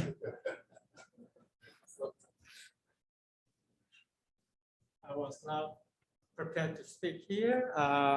Anthony told me to come at 6:30, so I was here. Anyway, I represent the landlord of 455 Alfred Avenue. And I want to say that most people that have proposals, they all say, most of them say they're committed to Teaneck, but they all want less than 3-year leases or 2-year leases, which I don't think that's a commitment to Teaneck at all. And it's not a good business-wise for the landlord to give a 2-year lease. If they want a month to month, that's a different story, but a lease should be more than 5 years. Also, we are not interested in giving our leases to companies that we believe they're not going to make the long haul. We want someone who's going to carry the business or the project long term to help Teaneck develop jobs and employment. But we do not want a company that's going to fold in 2 years. And that's our problem right now. We do not want to give out leases for less than 3 years or 2 years. And that is the issue. It has nothing to do with the licenses, you know. And I think most of them have the conditional license, which they think they need a lease to change over to a full license, and they want to leave Teaneck after that, which is a problem for you guys. It's a problem for us too. So currently we are looking for a company that I think that has the financial background or the financial support. Also, they have the experience to get this project for the long term, which would be beneficial for Teaneck and to the landlord. Thank you. Thank you. All right, we will now close good and welfare. And I will turn to my left and Councilmember Kaplan. And we'll start off comments. Thank you, Mr. Mayor. I've been pushing the manager and the administration for a long time about several things, and I'm glad that some of them are coming online now because they have direct impact on some of the comments here. One is Rec Pro software, which is now on the town website, and you can see the recreation programs that are being added. And as soon as our vendor is finished on the modules, you'll be able to register and pay for them as well.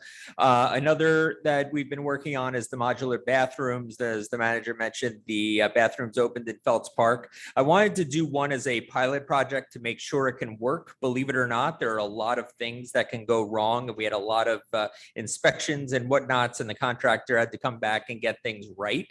But as the manager said, it's something that is absolutely great. People love using the new restrooms. You might not think anybody would love a bathroom, but when you walk past the porta potty, trust me. And we need to put these in every park. We need them in your park, and we can't stop until we get every single one of them in. Regarding Mr. Nesmith, one of the things I brought up to our deputy manager that he was able to get done when he was in Leonia is a compacting garbage can. They're basically the size, a little larger than the units we have now, and they compact the trash so you can get 5 times as much trash in there. You have fewer pickups. The people that are doing the current pickups are able to go and do other work, and they're solar powered, and it's just a much better all around thing. And you can use the recycling trust fund money that we already have to do it. So there's no bump to residents cost wise. Regarding TJSL, I'll let the mayor handle that because I know he's been very involved there, but it is certainly near and dear to me, and my kids have enjoyed the programs tremendously. And I absolutely agree. It's all throughout town. Regarding cannabis, I just want to remind folks, all decisions are made by the council. No decisions made for the town are made by any subcommittee. Regarding one issue that was mentioned at the previous meeting for Wayne's puppies, I know that a lot of petitions and whatnots have been thrown around, and I've been asking the manager for information. The owner for the store even reached out and emailed me about that. So I hope we can get a little more clarity and info from our attorney and the manager so that we can get some information to residents. Regarding naming of the parks, as Ms. Lightburn mentioned, I brought this up before in April and May, and I hope you're here to hear it now. Society has lowered expectations so far on how Pauls behave in office that not failing and even doing a little good is considered exceptional. It should be our baseline. And I don't want to minimize, if I could just say one line about this, Mr. Mayor. Helping residents is something I love doing. It's the most rewarding part of this job. And I can't imagine what decades of it is about. And I just want to say, I believe what Mario Cuomo said, which was, I just want a stickball court in an alley in Queens. That's how he wants to be remembered, because we need to hold Pauls accountable, and we need to say thank you for what they do. We shouldn't name a park unless they donate the land. Thank you, Councilman. Mr. Mayor, before you call on the next speaker, can I just make a request through the chair to Councilman Kaplan to please send me copies of the emails that he referenced from the owner because of Wayne's puppies, because I don't have those and I'd like to see them. Absolutely. I'll send them over. Thank All you, right. Councilman. Councilmember Morgan. So to Mr. Rue, I have all my meetings at Kudos Society, and I love your cold brew, and it's a great place to sit and to relax. To James, I still have high hopes for Alfred Avenue, and I know we envisioned a cannabis society in there with everybody getting along, and I still hope that that can work. But to Anthony and Sebastian and Deo's Garden and everyone who came out tonight, we did meet last week with everyone. We had comprehensive conversations about your plans going forward, and we got concrete plans from all of you. And just to let you know, in case you weren't aware, the Cannabis Subcommittee has passed this on to the Zoning Subcommittee, and they are working with the planner to rezone areas in town to allow them for cannabis, including areas on Cedar Lane. We're still not willing to blow up the town and drop it everywhere. And so we know that you have applied and received your conditional licenses, different licenses for each of you, and zoning will be different for each of you. And that's where we are right now. We're in the process with that. We understand that you have a timeline. We understand that you're all serious. And we want to succeed. We are told we can get 1 to 2% of revenue for your transactions, and that's not nothing when we have 647 children that are looking for places to play in fields that are marshy. So there is a large picture. It's a comprehensive picture. We're not willing to just say cannabis has it, because there are still people in town that don't want it around them. But areas that you've provided are are acceptable to us. And so it's gone to zoning. That's how subcommittees work, because we can't meet with more than 3 members of council. It's not a big mystery, but know that you all have our numbers. You can reach out, and government is a process. And we're supportive of you. We're supportive of the 3 of you, and we're happy that you got conditional licenses. So this is where we are right now, and feel free to pass it on to Deo's Garden, who's probably sitting at the cottage right now, enjoying. Thank you. Councilmember Rice? Thank you, Mayor. As always, we greatly appreciate all the residents that take the time to watch the proceedings and going on of your community, your township, and your tax dollars. So let's see. To all the gentlemen that came out for cannabis, I'm happy to see that you guys are all communicating and talking, and I was sharing with Karen, perhaps you guys should form some kind of consortium and find greater strength in collaboration. And I'm happy to hear that Karen just shared some details, because as Denise Belcher pointed out, I've long requested criteria development so that you, the businesses would understand what the criteria is, what the process is, and how we can work better together. I mean, tonight was very enlightening, even from the landowner, landlord representing, sharing about the 2 to 3 year lease and what that presents as a challenge in terms of commitment. So, I mean, this was probably about as much information I've ever received. So thank you guys for coming out tonight.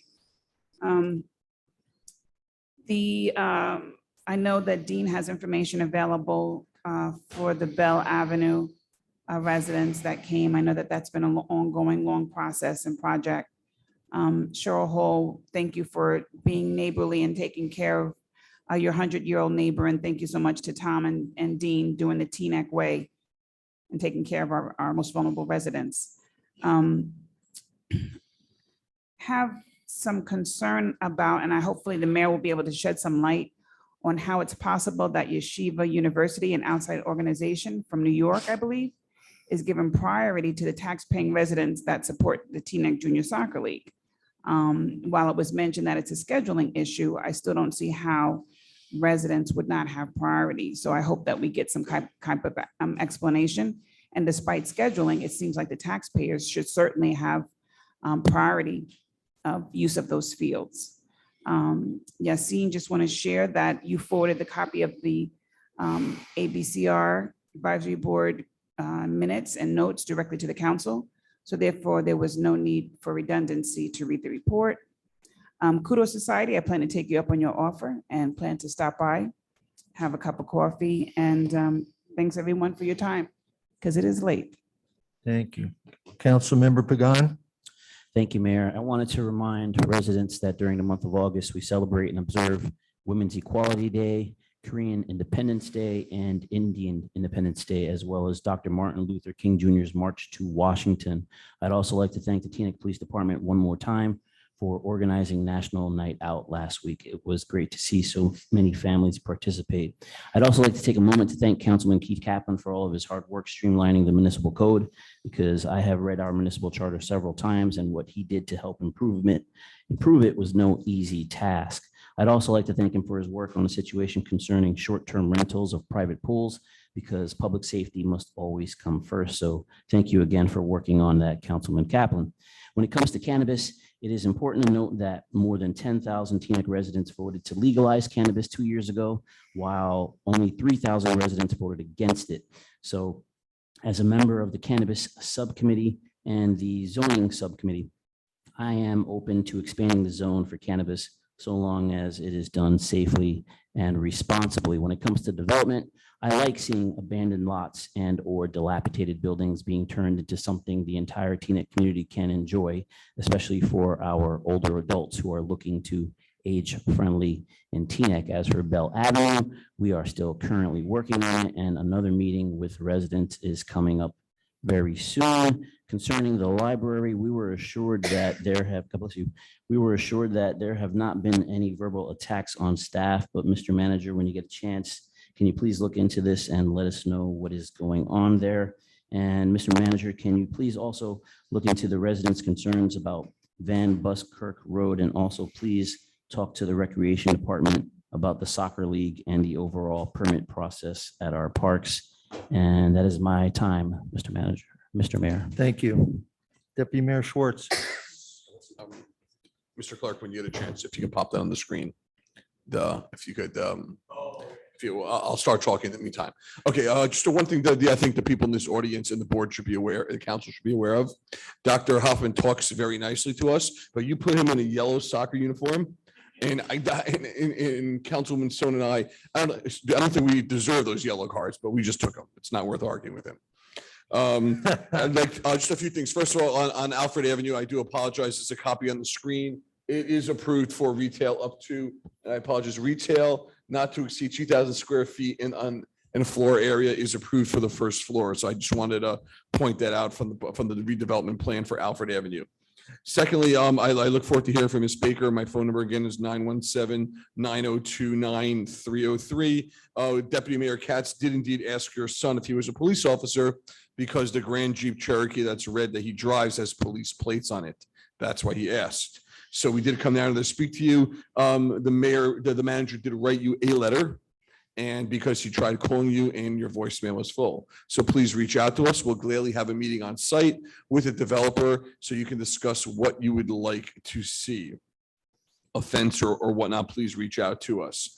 Mr.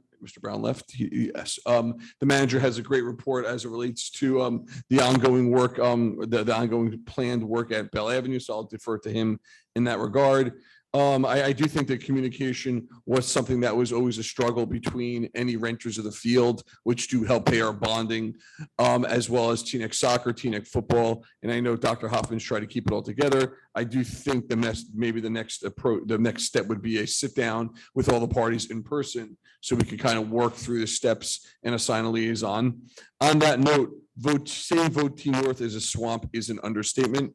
Vote T North and Lancers as well needs to be redone. I have in front of me a schematic that is starting to be worked on, which shows the potential to make Lancers into a baseball field, football field, and soccer field.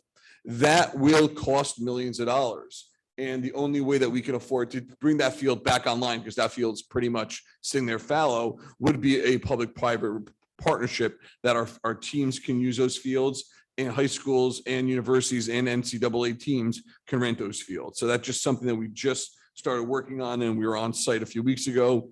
And I hope to have some more information over the next few months on that matter. I think I got everything I need to get. Thank you. Okay.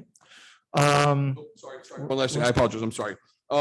Just one correction on Mr. Sohn. The $1 million in Alfred Avenue that I discussed as revenue is not the net revenue, which is indicated on the handout. The net revenue of $16,000 is the revenue indicated here is 656. Thank you. Thank you. Thank you.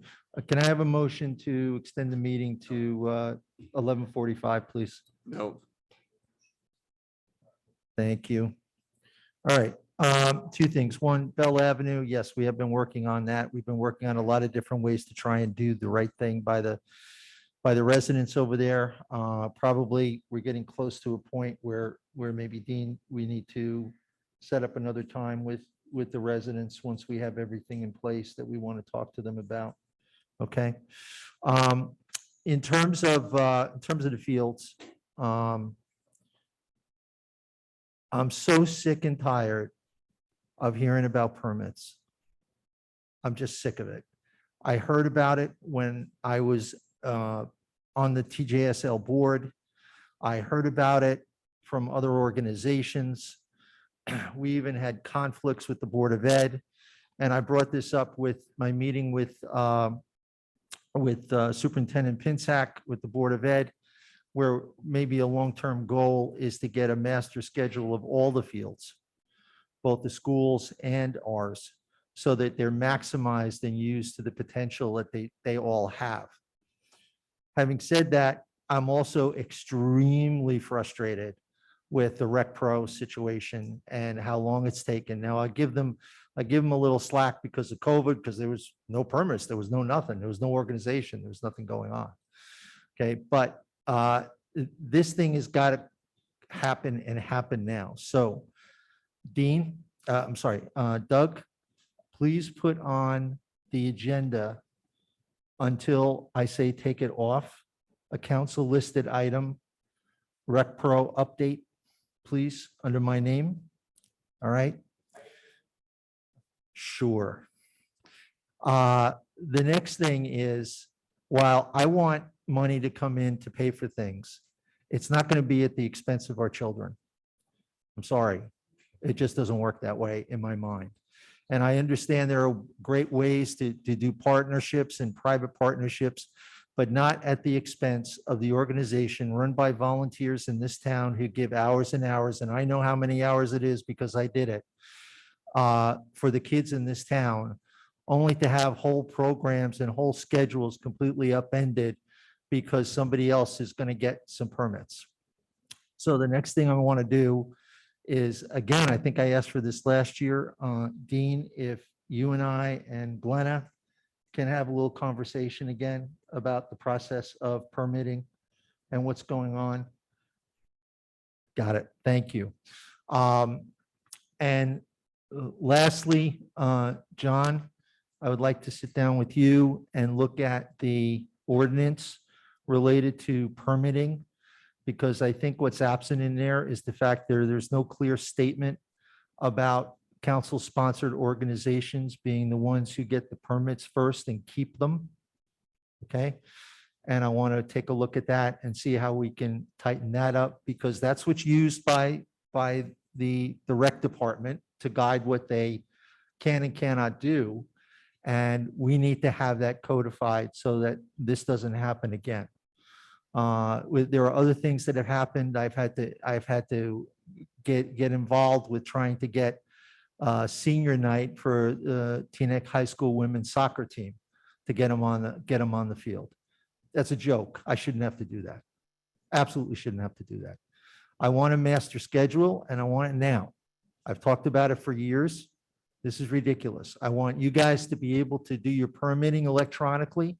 And I also want all the council-sponsored organizations to have their schedules basically baked in the cake.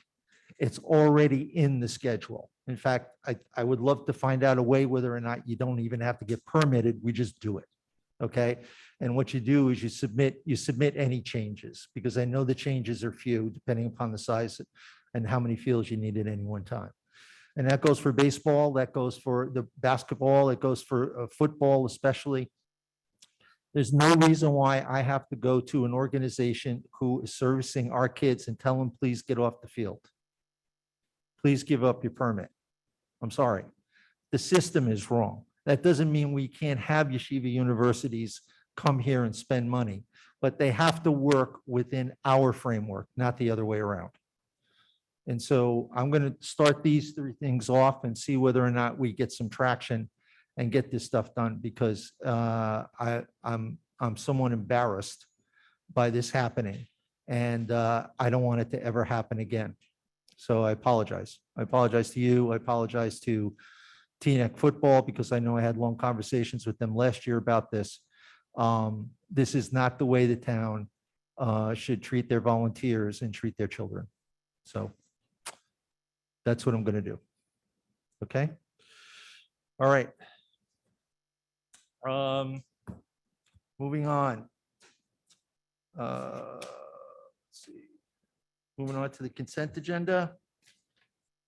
Doug, can you read the bill list, please? Absolutely. This is our consent agenda for August 9th, including 2 sets of minutes, resolutions 2212, remember council and public 233-2022, which is the rejecting all bids resolution that we read into the record earlier. And the bill listed the amount of $14,129,637.59. Thank you. So can I hear a motion to move the consent agenda for raffles, minutes, resolutions 221 through 233, 2022, and the bill list? Do I have a second?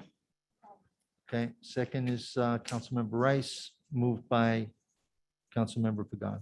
Okay, Mr. any Mayor? discussion? Yeah, discussion. I just have a few questions. One on Resolution 223, appointing members to various advisory boards. Was that included? Are these just renewal of existing members? Because I know that we do have a number of vacancies. So I was just curious, is this the reappointment of existing terms? Is there? Are we pulling things? Do we want to pull things from the consent agenda? If there's- Yes, let's pull that. I'm sorry. If Okay. you could pull it Pull and it. then if there's no So response. you want to pull 223, anything else?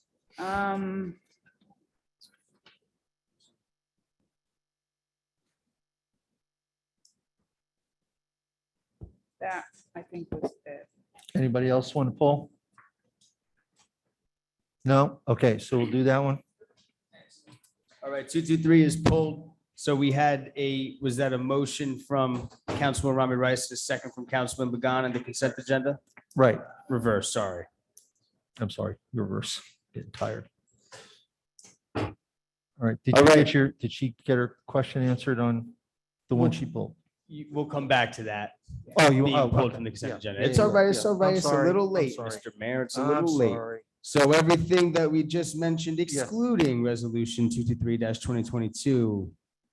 Councilman Rami Rice, Yes, with an abstention on the bills list. Councilman Began.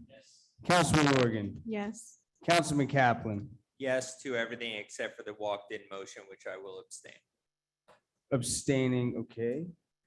That's on 233, correct? Sounds about right. And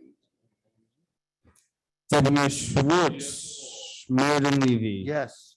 All right, all adopted. Okay, so we'll go back to 222, your question. Yes, the appointing members to various advisory boards. So I was just curious if that was just reappointing existing members. And there was some questions, I guess, with regard to Doug forwarded us positions that are currently still open. But I just wanted to confirm, we're just reappointing those folks whose terms have expired? Yes. That's that's exactly it. what's Yep. happening with this Okay. resolution, yep.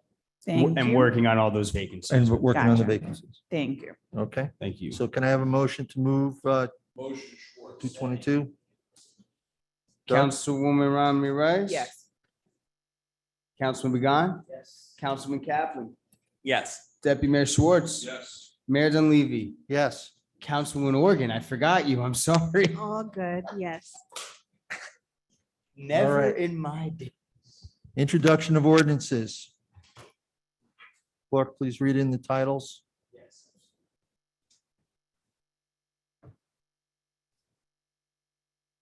We have ordinance.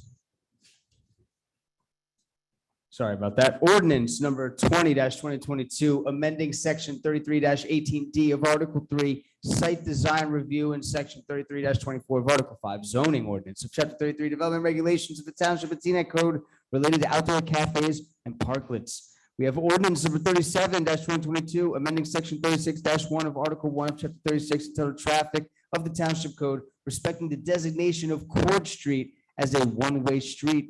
We have ordinance number 38-2022, amending section 36-11.2 of Division 1 of Article 2 of chapter 36, entitled traffic of the Township Code, and restricted on-street parking spaces for the handicap at 1115 Cooper Avenue in the township.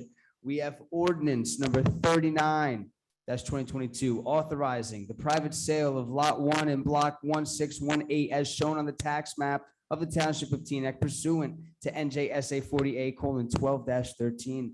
Last but not least, we have ordinance number 40-2022, amending sections 21 to 50 and 21 to 51 of Article 7 of Chapter 21, Health and Sanitation of the Township Code, respecting licenses and the requirements for first aid, rescue, and ambulance squad. Those are all the. Motion to introduce. Second.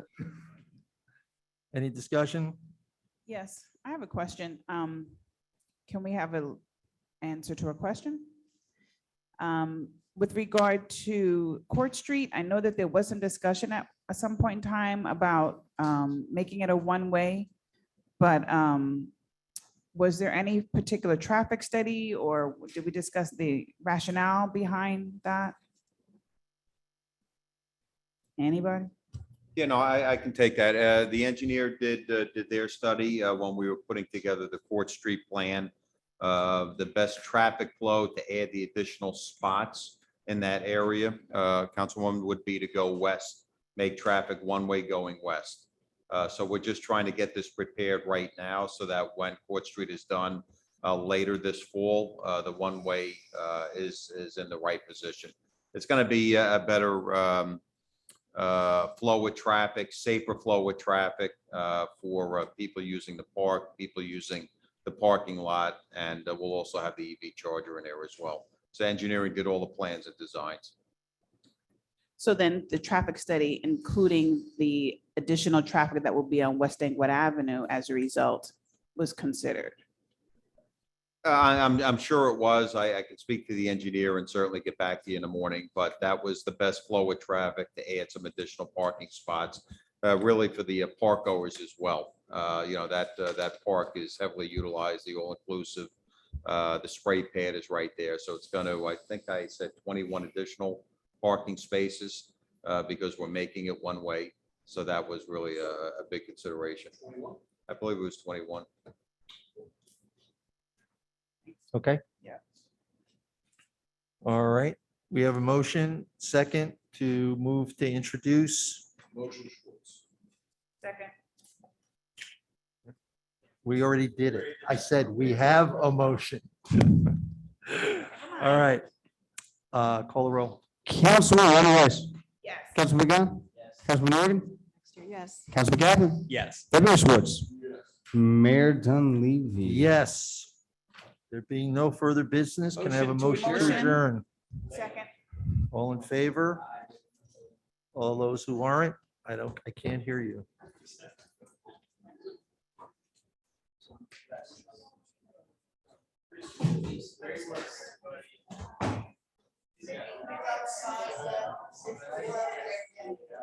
I got 82 on my phone.